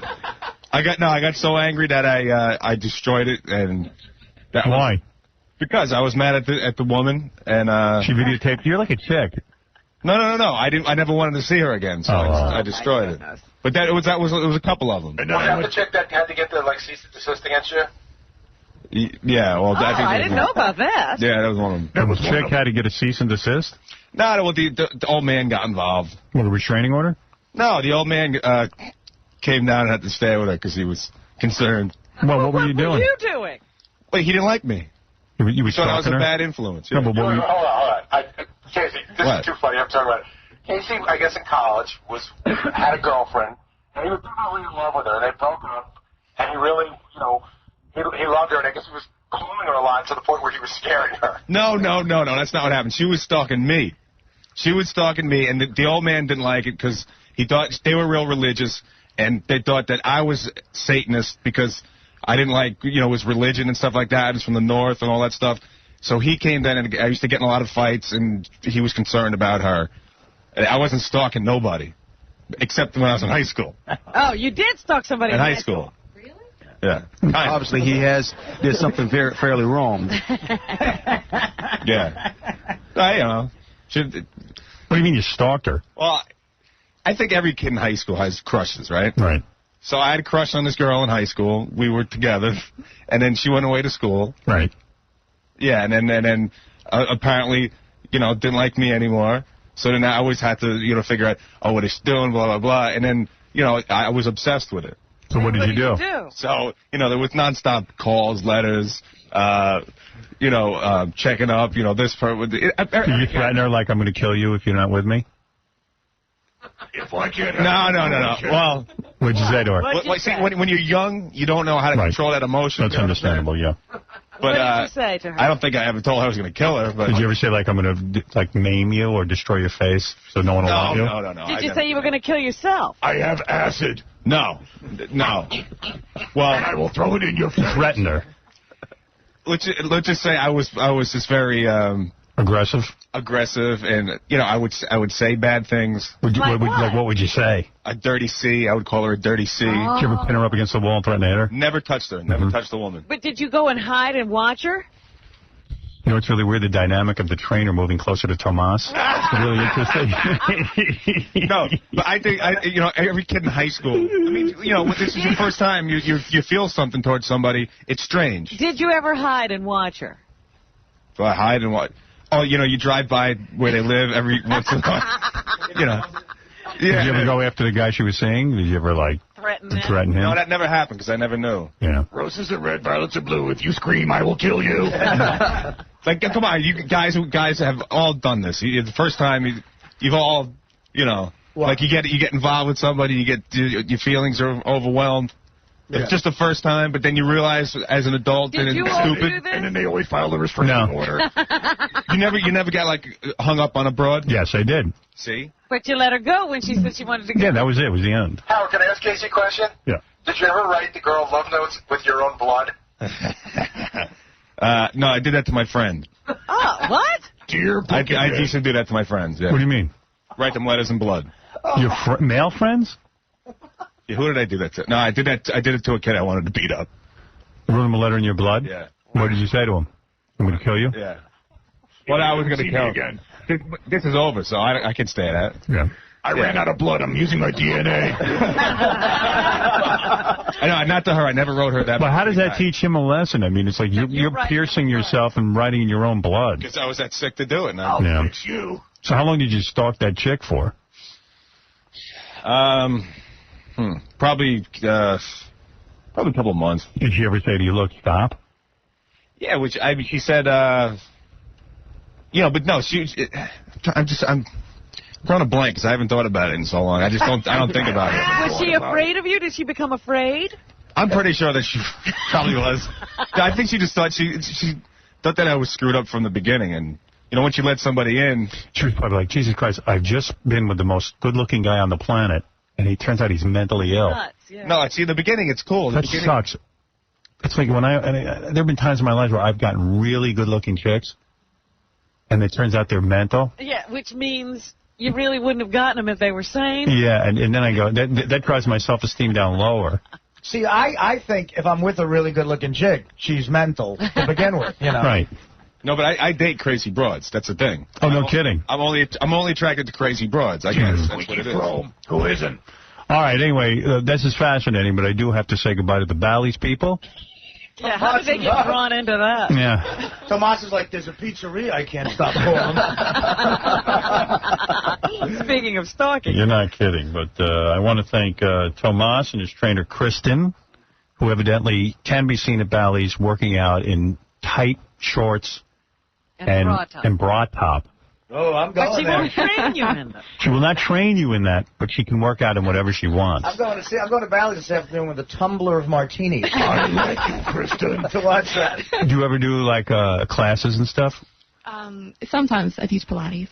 Oh. Pilates? Is that, you know but what? not a bra top. I think a chick like you with, a really smoking body, when you do that thing on your back and then you spread your legs, in that machine, I think that's hot.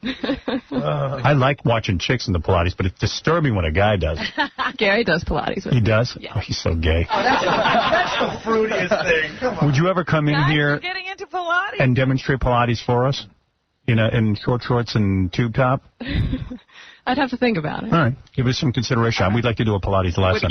Could Gary do it with me? Yeah. Gary can be your model. No, you have to do it. Gary can stand there. I have some tight shorts I can wear. Gary, you do Pilates? I don't know. I mean, I don't go to a class, but we do some exercises. And I guess one time she told me they're Pilates. It looks just like a lot of stretching, actually. Like your legs are all spread? No. It's almost like sit-ups. Oh. He does the Pilates abs. It's almost like gay sex. Pilates ab series. Has no effect on him. I'd like to see you do the Pilates ab exercises and the Pilates leg exercises. Okay. That'd be nice. What are the Pilates leg exercises you're talking about? You know when, like, I see the chicks on their back, and then they have to, like, they take their legs and they go. I like that. Oh, like the circles? Yeah. Oh, okay. Like big circles. Robin, you take your knee and you put it on your ass. Take your knee and you put it up by your face. I like that. Yes. You do that? Take my knee and put it by my face? Yeah. Well, I'm a dancer, so yeah. Oh. Let's see that. No. What kind of dance? Lap dance? No. The best kind of dance. You ever give your man a lap dance? Ballet dancer. You never give your man a lap dance? You still do ballet? Yeah. Let me see you do something. No, I can't do it. Oh, come on. The pressure is... Oh. Come in next week. Be ready to do a little All right, next week I'll have my... Show me some plie. I'll be ready to do some Pilates. I might not be on the air next week. I don't want to miss I'm this. going to be on the air. Let me see a plie. A plie. Can we all do a plie? Now, what do you mean? Let me see you do a move. If Tomas does a plie, I'm Let me leaving. see. Oh, yeah, that's good. Do a grand jeté. Do a grand jeté. In here? Yeah. I can't. Quick grand jeté. I got long legs. No, I Give can't. her one where just a spread. Give her one just to bend over. No. You're going to ask me, like, do the splits or something. Yeah. No. Do a split. Take your pants off and do a split. Wow. Do a grand jeté. I can't. I might. What is I'm not grand warm. jeté? It's early. Wow. Grand You're an jeté athlete. is when you, like, do the splits in the air. Do a pirouette. Do a pirouette? Do a grand latte. No, I'm not dancing. Do something wet. Something wild. Look, all these guys backed up. They're, like, really expecting I'm going to dance. Rob said, I like ballerinas. Well, all right. We'll see you guys next week. Next week. Be ready. Come in full tutu.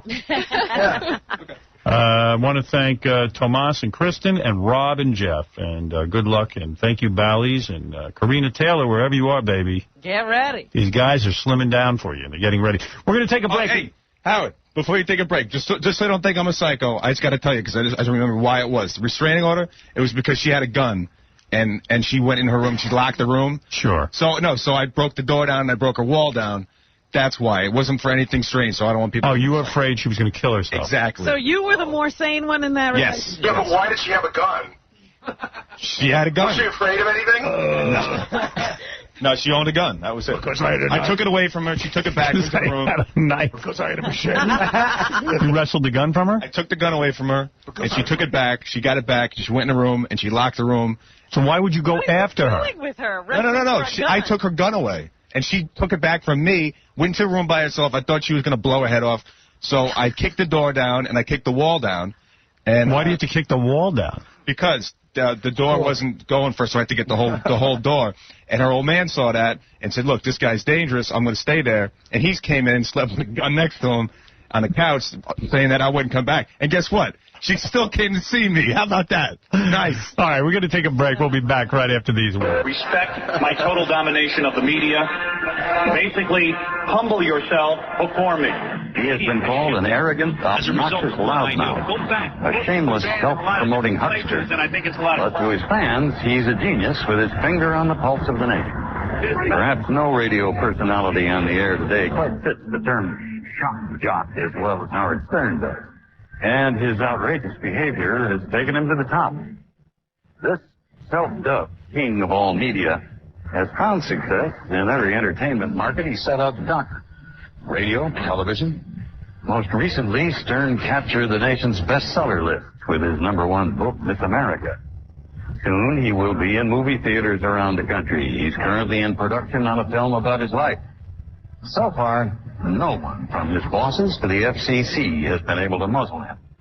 So now, in all his uninhibited glory, Biography looks at the life of Howard Stern. 95.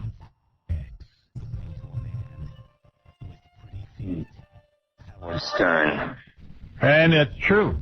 And you know it. Vince, you're on the air. We're doing the news.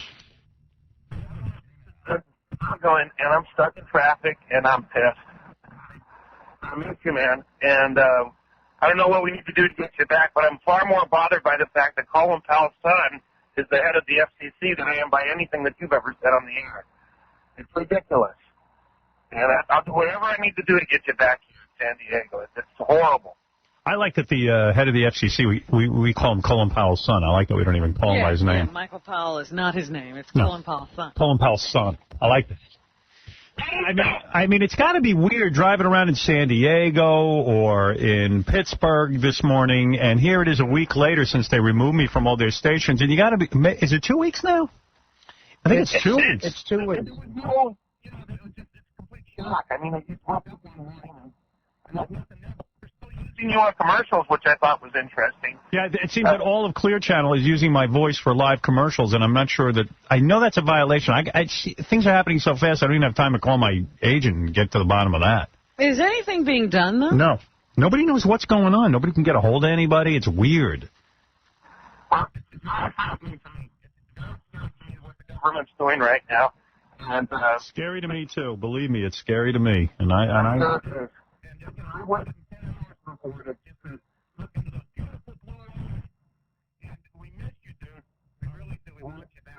Thank you. Nice. Bad phone connection, then. Wait, thank you. Those beautiful blue eyes. Oh, this is Michael Powell, Colin Powell's son. What? We just can't hear you from San Diego. On the back. What? The back of my ego. There go my ego. Back, owl, ego. Owl, son, act, driver, ego. I got blue eyes and love you. It's right. Ego. What's ego? San Diego. Oh, San Diego, yeah. Ego. Yeah. We're going to be back on, hopefully, on satellite or something. I don't know. Son, right. FCC. Owl. What about the owl? Owl on. Ego. I think that's me, by the way, doing that. Didn't I cut that, Fred? Yeah. That's you? Yeah. You sound very feminine. Well, I needed a sound effect of somebody being unintelligible. Yeah, but you sound like a woman who's unintelligible. Yes. Uh-huh. Right. Okay, thank you for your support. All right. That's when I was taking those female hormones because I was confused about what I wanted to be. Yeah. That's why. Yeah. Yeah, that sounded exactly like Charlie Brown's teacher. A lot of high schools are putting in bathrooms for he-she's. Really? Yeah, for transgender So students. if you don't know what you are, you have a bathroom. Yeah, there's like a male, female, and then there's he-she's. You're kidding me. Yeah, it was a whole thing on the New York So Times. who's going there? Is it a guy A lot of colleges. who want to be girls, though? Or Both. is it There's a lot of girls who, like, there was some chick in the Times. New York Times has the best articles. There was some chick who had her breast cut off, and now she thinks she's more of a guy, and she wants to get a penis somehow, and I don't even know what she's going to do for that. But. Everybody just falls in there. If you don't know which way you want to go, you go to that bathroom. Yeah, so a lot of the students want to get, like, a lot of stalls. So, like, that chick who considers herself a dude could go in a stall and feel like a guy when she goes to the bathroom. If she want to stand at a urinal or something? No, she ain't going to pull that off. That might be the most politically correct thing I've ever heard. So, like, a lot of colleges are having to comply with this. They don't want to seem like they're discriminating against transgender he-she's. Yeah. So now they're thinking of just building third kind of bathrooms for, like, people who don't know exactly what they are. Because they don't call themselves he or she. Yeah. And they're trying to figure it out. Or the students want more stalls. So, like, when this dude walks into the female's bathroom, the females get all freaked out. But she's really got a vagina, but she had her breast chopped off, and she looks like a dude. So she wants to go to the dude's bathroom Right. and sit in the stall and pretend she's a dude. But the guys don't want her in there. Right. So because no one knows what to do with her. That's wacky. So they got like a men's room, a woman's room, then they got this room with a question mark on it. Everybody just comes in and out of there. It's pretty funny. But all right, everyone's, colleges, they try to be tolerant. I guess so. Well, around here sometimes we run into that problem, and I really don't care who's in the What are you talking about? Who goes in there? Sometimes we'll have, guys who think they're women in here, and they'll be in the ladies' room when I walk in. Is that Siobhan? I've never seen Siobhan in there, but, like some of the girls from, what's that, Patricia Fields. Oh, yeah. They go to the ladies' room. Do they? Yeah. They all got penises. I know. Really? Where's Nicole Basco? She goes to the ladies' room, surprisingly. She goes to the question mark room. Why are there no urinals in the ladies' room?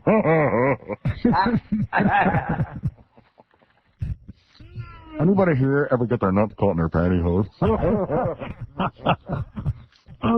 Well, we had her tested. She is a woman. Yeah. Robinson. You're a woman, honey. Believe it or not. Believe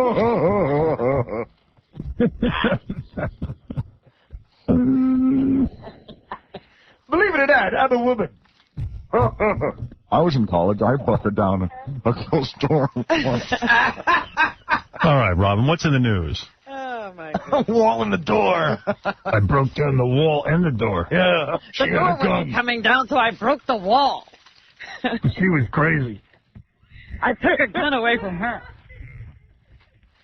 One time to get to a crazy person, I broke down a wall and the door. And they pulled like a restraining. A 12-year-old boy plummeted 5 stories from the fire escape of his upper Manhattan apartment building yesterday and miraculously survived. Wow. Wow, it's a miracle. He must have just come from Passions of the Christ. He accidentally flipped over, according to the relatives, and escaped critical injury because he landed on a sturdy store awning below. So he didn't just hit the ground. The awning broke his fall. I'm Superman. I can fly. As long as I land on an awning.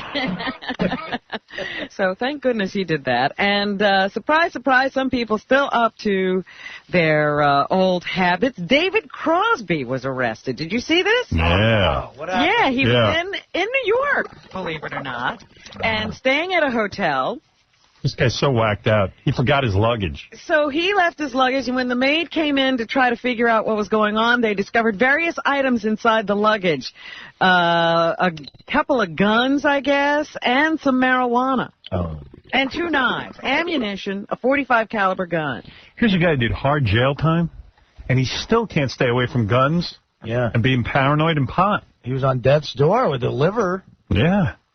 He's a character. There you go. He was arrested. He eventually was released on $3,500 bail. And how do you forget your luggage? Like he left the hotel with his luggage there, and then the chambermaid went through his luggage. Like this guy, like if you knew you had pot and guns and stuff. Yeah, you don't leave that luggage, that piece of luggage. Unless you want to go back to jail. He wants to go back to jail. He must have liked it. Do you think he's out of control again? Yeah, clearly. I mean, guns and weed, Next thing you know, he's going to knock down a wall and a door. All I could think of was that, this is the guy Melissa Etheridge said had to father her children. Right. No. And then somebody gave him Drew Barrymore to raise. I mean, the people just, they don't seem to care about what he does. So anyway, yeah, he's got to show up in court on May 19th here in New York to answer the charges. Imagine what was in the luggage he remembered. Yeah, maybe they should check that. There'll be more to arrest him for. The Passions of the Christ, they say, has raced to a $200 million box office take in its first 12 days. Gee. People can't get enough of it, I guess. Starsky and Hutch movie made like $29 million, but nobody cares because... Did it really? Yeah, it did very well in an opening, but hey, in the second week, Mel Gibson's movie made $51 million. Who's left to go see this? I mean, I figure all the religious kooks have seen it. Yeah, I thought at $100 million they'd be done. For some reason, I have, no desire to see it. Man, but there's no real reason. Last week, some woman went to see it. She left the theater, Robin did this on the news, and she drove her car into a lake so she could baptize herself. Well, that's who's going to see the movie. You don't want to be locked in a room with people like that. Mel Gibson belongs to a section of the church that is one of these fanatical groups that, like, his interpretation of this, you know, Christ thing is, like, completely fanatical. And it, you know, blames the Jews. And then, like, he goes on the Jay Leno show and he tries to act, like, all cool about, you know, like, you know, what? I don't know. Oh, they just make these false statements. I mean, That's hurtful. I mean, people are just hurtful and, you know, mean. And Yeah, I understand. They're very hurtful. yeah, and, you know, and I just want to thank you for having the courage of your convictions. You're so courageous. I mean, really, thank you so much for just spreading this crap. Yeah, I'm sure Jay Leno saw it and got religion. Jay Leno. Jay Leno's religion is his cars. Here's a guy who travels every day of his life almost, does the Tonight Show. There's 100-something, what is it, 200-something corporate gigs a year. He said like 150 dates a year. Yeah. And you know what that's about. That's a guy who doesn't want to go home to his wife. I don't care what he says. If you're into your wife and you're into being at home, why are you the guy already makes millions of dollars from the Tonight Show. Doesn't need the money. Seriously. You've been in unhappy relationships, right? Yeah. When you're in an unhappy relationship, what do? You find reasons to get away. Look, man, from being on this show, I could do stand-up on the road every weekend if I wanted to. And, Right. I'm by no means wealthy to where I don't have to work. I like staying home, man. Well, yeah, because you're happy. Yeah, I am. So what is he doing? There's something weird going on. Yeah, I love my cars and... He doesn't even stay home for his cars. So maybe he drives to these gigs. That gets him with the car. I don't know. Oh, honey, yeah, I'm in my car right now. I can't talk. What? Oh, I love you so much. Yeah. Oh, I love you, honey. I'll talk to you later. Hangs I'll up. see you next year. Then you go, who are you talking to? Your wife? No, my mechanic. Yeah, Mavis, listen, I'm in Kansas City. I'm telling some jokes for the guys over at, Trader Vic's. Yeah, Mavis is busy saving the women of Afghanistan because... Basically, he, finishes on Friday, gets on a plane. I think it goes further than that. I think he goes all week and weekends. I mean, the guy... You mean he gets on a plane after the show sometimes? Yeah. And does it during the week as well? Gotta be if he's doing 200-something gigs a year. Wow. He does Vegas that way, I read, where he'll take, a jet to Vegas to do something, because it's a short ride. Uh-huh. Now, he doesn't need the money. Of course not. So you tell me what he's up to. Oh, yeah, I just love comedy so much. Well, don't you get enough of that, running the Tonight Show? And No, because you got to be home to do the Tonight Show. This gets you on the road. It gets you going. And the car thing, too. I could get out of the house. You're not a comedian unless you're on the road, I guess. I understand the comedian. That's how I make my money. Yeah. How about doing some comedy for Mavis every once in a blue moon, you She'd jerk? like to laugh, I'm sure. Nah, I'm not going to do that. I don't rip off anybody. It's mostly Steve Allen I rip off. I don't know what you're talking about. Oh, Mel Gibson, hi, how are you? Oh, great movie. Hey, you got your car. What are all these people saying negative things about you for? What's that all about? What did they say? What's the most hurtful thing? Steve Allen didn't like Mavis either. She's a big loudmouth. She's not fun. And Sandra Bernhard, at least he could tie up and spank her. Now, Sandra, but they're the piece of ass right there. If Mavis is saving the women of Afghanistan, that means she ain't letting Jay tie her up. Right. Sex has No, ceased to be. she's not taking a spanking. No. I want to give you a beating. Listen, Mavis, I was thinking I was going to knock down the wall and the door to get to you. Yeah, I was going to give you a beating, but I know you're really hung up on the women of Afghanistan. I beat the hell out of you. Yeah, it just wouldn't look right. You're taking a beating. Call me Osama bin Laden. No one will know. Mavis. Mavis, this is one of the 3 weekends I'm not working this year, so I thought I'd beat the hell out of you. I don't even think this guy says one weekend at home. It doesn't sound it. Not Nope. with 150 dates. 150 is not, I think it's higher. Really? He's always bragging about it. Yeah, I'm like 265 dates left. Yeah, and then when he's not doing one, he's getting ice cream with John. Right, as he's out with John on his one night off. I'm dating a guy. How's he have time to do that? I'm sure his wife gives him bloody hell for it. That's why he's always like, oh, Mavis, it's so great. And then New Year's Eve, he does that one show where Mavis gets to come on. Yeah, Mavis comes on and he dances with her. And she gets to talk about the women of Afghanistan, which is always hot. Yeah. That's a hot topic. Well, on New Year's, that's what you want to talk about. Yeah, because she's a load of fun. Jay, I so much care about the women of Afghanistan. That's why I'm so proud of you. But then again, that's why I'm never home. Yeah. Enough already with the...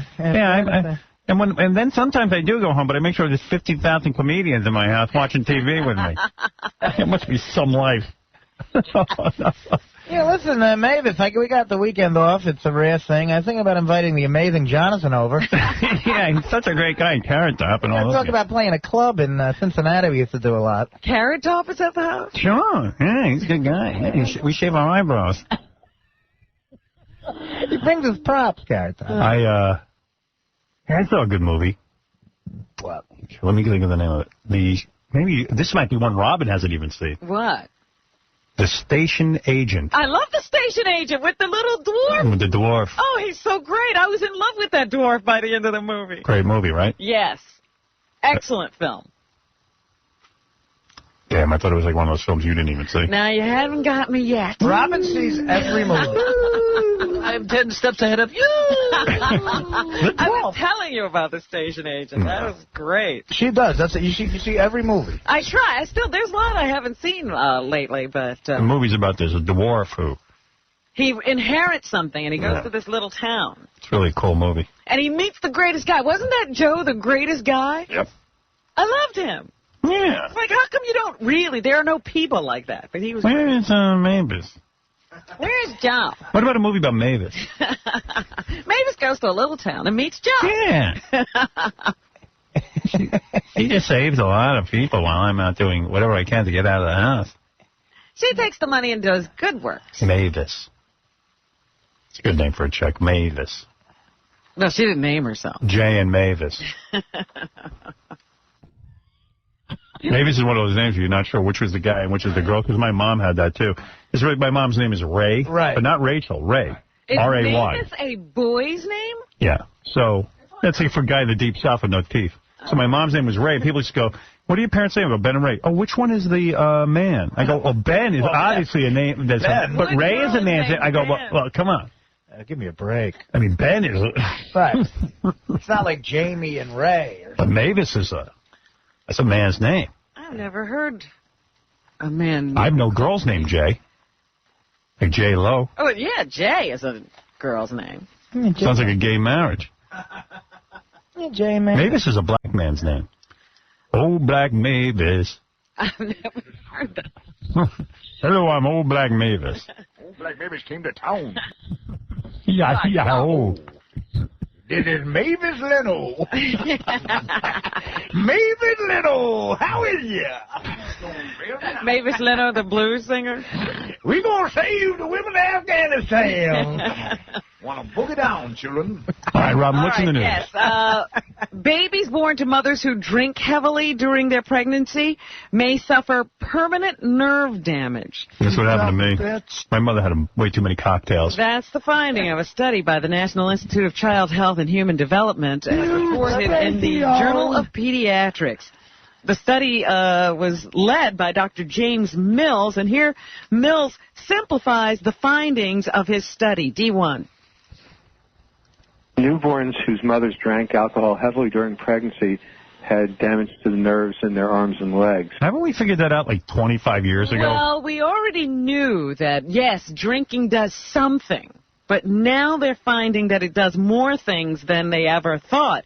He says there are a number of things that can be seen in the child whose mother drank heavily during the pregnancy. D2. And that would include weakness. It would include tingling sensations or other abnormal feelings in the nerves. You could have a couple of glasses of wine. No. No? Come on, here's really?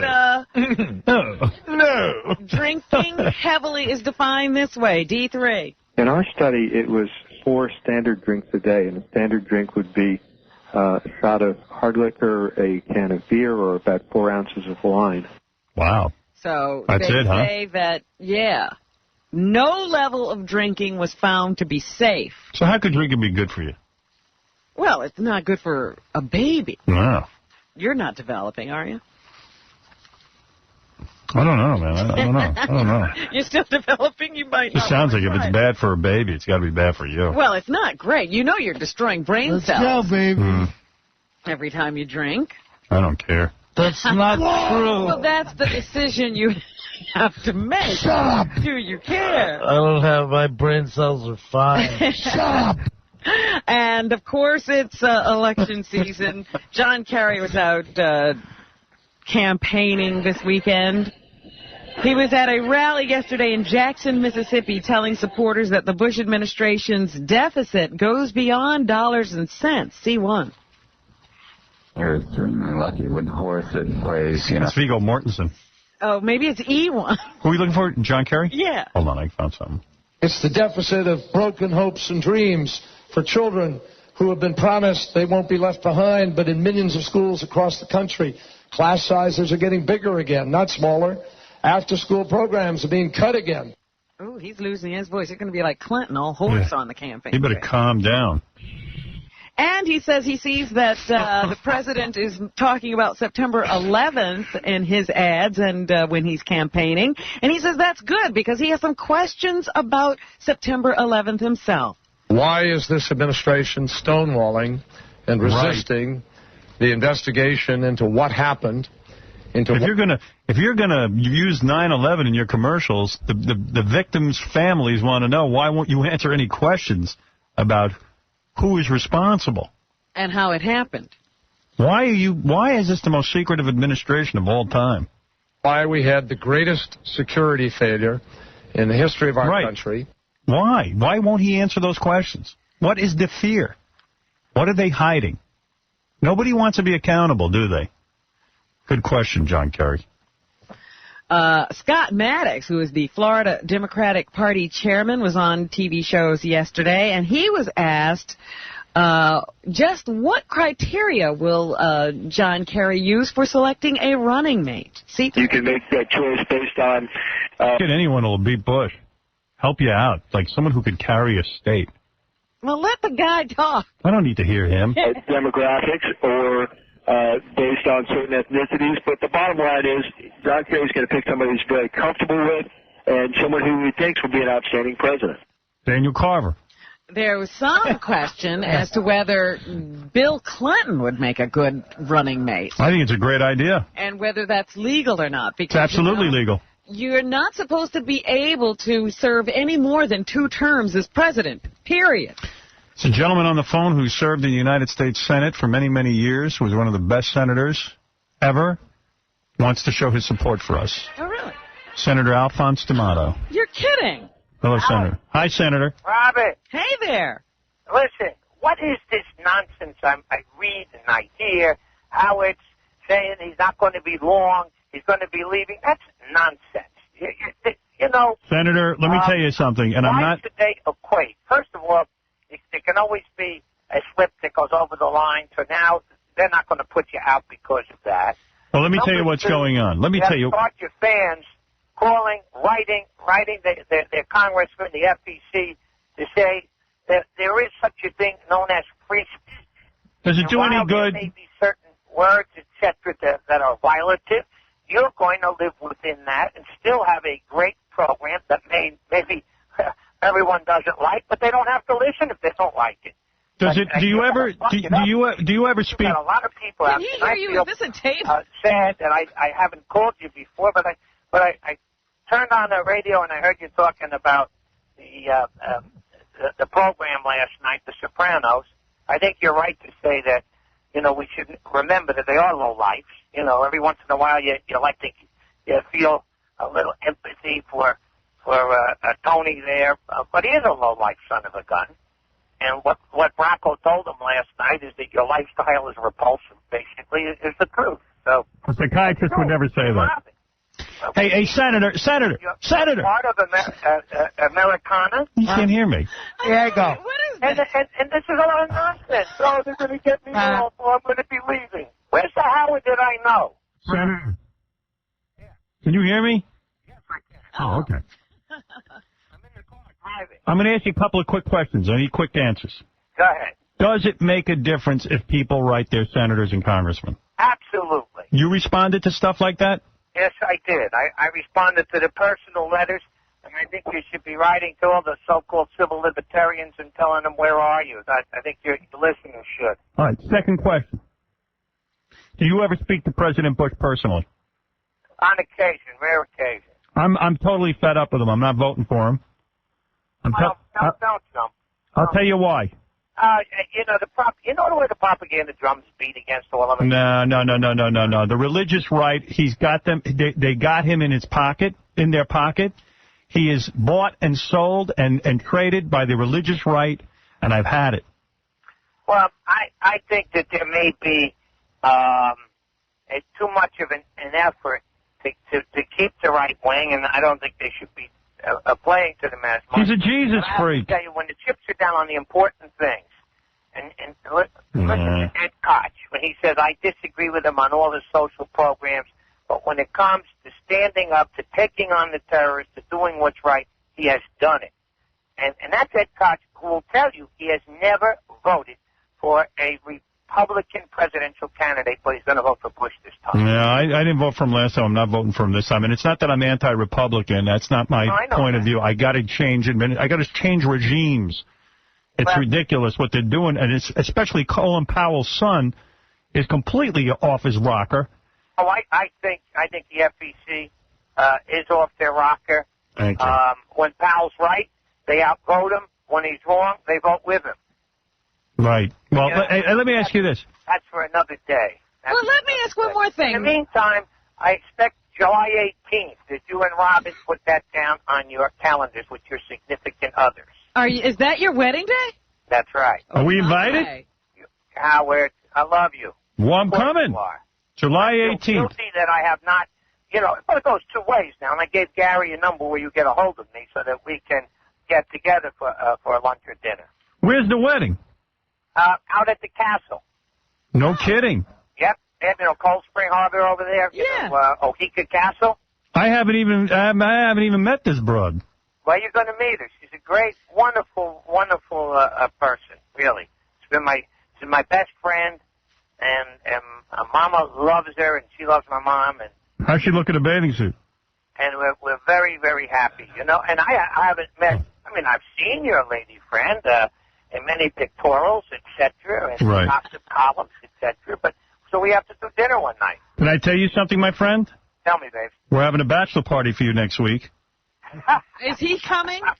I will never let you hold a Listen to me. Come on. Over at the New Scores. And we're going to have one for you the following week. You want a bachelor party? Well, we'll talk about that when we have dinner. Let me do the bachelor party. Oh my God. You'll be out of your frigging mind. I know. There'll probably be no wedding. Hey, Imus isn't invited to this wedding, I hope. No, absolutely not. Good. All right. That punk. You know that. That dirtbag. Well, look, you don't let this. He used the N-word. Get you down. Give me a buzz. Let's get together. All right, Senator, thank you, and thank you for your support. Okay, babe. That's a real American right there. Senator D'Amato. Have fun, D'Amato. Years ago, I remember when he jumped in the lake and saved a drowning man. He did? That's right. Now as I'm drowning, he's coming to save me. I didn't remember the first time, but thank you for the call this time. In 1973, he jumped in and saved a man from dying. Really? Is That's that right. I don't know. I remember. I remember that happening. He did it quietly. He doesn't ask for praise. Right. When he does a good thing. Not much. Why shouldn't he get? But he was good, man. He was a great senator. But I can't wait for the bachelor party. Yeah. Well, you'll hold it with him or without him. Yeah. Oh, yeah. We don't need him there. Once a week. Until July 18th. I would love to make his bachelor party. He would love it.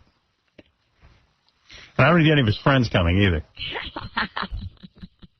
Just us. Yeah. Too many guys, and the funny money gets spread too thin. Yeah, you don't want to ruin it. Right. And what was that whole rant about The Sopranos? Well, he's Italian. He doesn't want everyone to think that all Italians are, mafia guys. Nobody thinks that. I do. Yeah, they do. I do. Oh, that's too funny. No, you're right. Not everyone is Tony Soprano. Well, speaking of that, D4 is the music, actually, of a soprano. She doesn't have anything to do with the Sopranos. But there used to be professions, Howard, where you could be fat, and opera was one of them. Yeah. This opera singer was fired by London's Royal Opera House because she's too large. D4. What's her name? Deborah Voigt. Okay. She's fired because she's too fat? How come Pavarotti gets to do it? I thought opera people love fat chicks.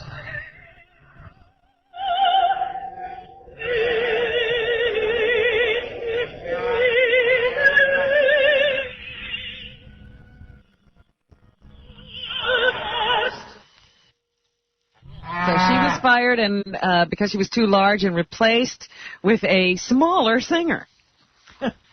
So even opera isn't safe from weight discrimination anymore. Wow.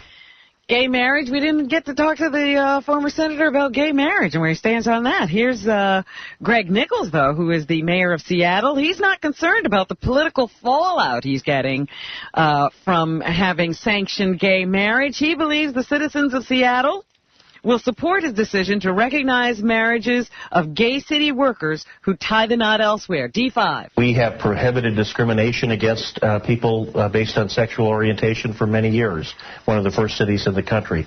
So I think the citizens of Seattle will support the steps that I'm going to take. Next time I go to Scores, I'm going to have them do a lap dance to an opera song. Those songs last 45 minutes. That's right. You get a 45-minute dance for $20. $20. So anyway, yes, that is what people are worried about. Will gay marriages be recognized in other states? And that's what the governor or the mayor of Seattle is saying. He's going to recognize the unions made in San Francisco and elsewhere. Yeah, you better recognize. Out. There you go. Martha Stewart will be back in court today. I don't understand this. I'm not what I could consider that up on the law. Oh, don't say that, Robin. You're up on everything. No, I didn't understand that. Now that she's been convicted, she and that Bukanovic guy have to show up in court today to meet their probation officer? Yeah, they're already felons. They're now not accused, but they are felons. But this is, they're going to go through the appeal process. I didn't know you had to meet with a probation officer. Absolutely. While you're awaiting sentencing. They can begin investigating what they're up to. They have to make sure they're not a flight risk. Once you're convicted, that's it. Even though you're not in jail. Yeah, because usually they take you right off, I suppose, if you're still. I've never heard before, though, that you got to go and meet with your... Ask Artie. Exactly. He's an expert. Yes, when I have these questions, I should ask Artie. Yep. And they say today that Martha will advise the board that she will step down from running her company, thanks to the fact that she has been convicted of lying to the government and will probably have to do some jail time. Okay. Owen Wilson and Ben Stiller had a #2 movie at the box office this weekend, making $29 million with Starsky and Hutch, which was a surprise to me. Yeah, ain't bad. Here's Owen Wilson on working with Snoop Dogg, A1. It was great to work with Snoop. What I thought was so funny was just kind of his kind of manner, kind of in the scenes and everything. He would always have kind of like a funny take on it. Did you say kind of, like 20 times? Kind of. And here's Owen and Ben Stiller. The boys talk about Snoop Dogg's right-hand man, the Bishop Don Magic Wand. He has this guy's spiritual advisor, Archbishop Don the Magic Wand, who used to be kind of a player from Chicago, and now he's more spiritual. And he was a whoreman. So, to see Snoop and him kind of talking, and Archbishop always had a chalice of champagne that he carried around. An incredible wardrobe, great clothes. Yeah, he always wore dressed in green and gold. Green, he said, was for the money, and gold was for the honeys. Yeah. Well, they got it right. The #3 movie at the box office this weekend was Hidalgo, which is about some epic race that stars Viggo Mortensen. And it made about $19 million at the box office. Mortensen says the horse with the title role proved to be a good actor in his own right. C1. You're extremely lucky with the horse that plays. Vigo came out in favor of us. He did? Yep. Where'd you hear that? KLSX, our station in Los Angeles. He was interviewed. On the phone with Viggo Mortensen, the star of Hidalgo, I just want to get your gut reaction. What's going on right now with Howard Stern being kicked off of 6 radio stations and you being an artist? I just want to know, where do you think's happening with our freedom of speech in America? I think it's ridiculous. I think that's silly, but in knowing Howard Stern, he'll probably make a lot of mileage out of that. It'll probably be the best thing that's happened to him in months. I hope. I wish. But as far as that sort of censorship, I think it is dangerous. I really do think it is. And I also think it's something that people in other countries, if they hear about that stuff, which they do once in a while, they just, what is it? Really crazy. See? Vigo. All right. Thanks, Vigo. Thank you, Vigo. Appreciate that. I wanted to hear how the horse was a good actor, though. Okay, I can get back to that. I thought we were more important than some horse. Most of what you see is Hidalgo PJ. This little horse, I mean, he had so much personality and, uncanny way. He seemed to have, he really seemed to have opinions about things, Damn, just when I was feeling good that the guy supported us, he's talking about how the horse had opinions. Well, see, that kind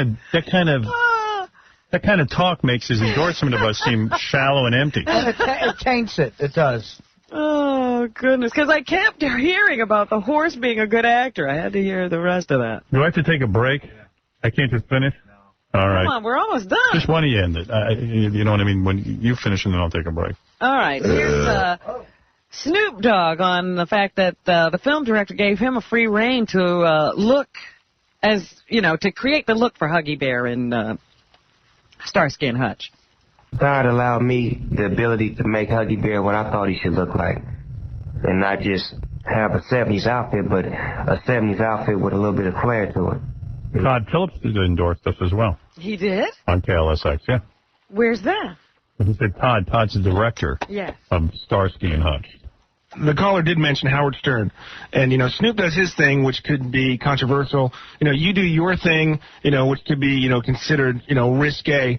Now, with Howard Stern being yanked off of 6 stations, what do you think the climate of the country is right now when it comes to an artist like yourself putting out what you think is just entertainment and then possibly having that shut down, Todd? What do you think about all this? That's a good question. I mean, I'm a huge Howard fan. I've listened to Howard forever. I think what's going on with Howard is less about obscenity and more political. And, it's alarming. And, this whole thing that you hear about FCC, only thing in our business, or I should say, is the MPAA. You have these rules and guidelines, and you kind of, even that as vague as it is, you have a better grasp on what the rules are. But with the FCC, it just seems so arbitrary, and the things that they're kind of coming after Howard for now has been the things he's been doing for the past, 20 years since I've been listening to him, since I was in 6th grade. Nothing is changed. It just seems like, to me, it seems a little bit more political than it is about obscenity. The threat is very real, realer than you may know. What if, say 2 Mondays from now, Todd, you turn on your radio and Stern isn't there? I mean, what would your reaction be? What would you do? Is anyone going to use their celebrity, or is there anyone? What do you think you could do? Well, I don't know that anybody can do anything, because I understand, when you go up against the FCC and they do things with licenses and they shut down, the greater infinity at large. I'd say I'd kill myself if he's off the air. That would be more impressive. By not, giving them licenses, and this is all what I've heard through Howard. I don't know too much about this. Correct me if I'm wrong. What it seems to me, if I was Howard, I would do is I would immediately establish myself on satellite radio, because I always, in my head, satellite radio. What would you do, Todd? I'd break down a wall and the door. All right, anyway, but Todd finally, endorses us. Yes, we'll take any support we can get. Jim Caviezel, who is, of course, Christ in The Passion of the Christ, on the character speaking Aramaic in the movie, B1. Mel wanted a visceral reaction from his audience. Wanted to take you into that world, and if you look at Braveheart... Mel. Please. Yeah. Mel wanted his dad to be proud of him. Mel didn't want you to know what God was talking about. He just wanted you to see him beaten. Right. Mel's so worried about interpretations. Anything else? That's it. All right. That's what's happening. All right, look, Robin, we'll get together tomorrow. Artie, good to have you back. Good to be back, my man. And we will continue on tomorrow. Fighting the good fight. Yeah, we're going to wait and see when these fines are coming out. Probably today, tomorrow, I don't know. No, they say it's weeks now. Oh, now it's weeks? Yeah. So my sources were right. Yeah, they're really, backing down. They need to take time, look over these fines again. Oh, my sources were right. Yeah, it won't be right away. Oh, boy. Yeah, there's. Do I have good sources or what? Weeks, there should be fines coming down. Yeah, they're not sure, but... Oh, that's interesting. Oh, all right. So interesting. Oh, so interesting. All right, we're going to take this opportunity to say goodbye and see you tomorrow. 95.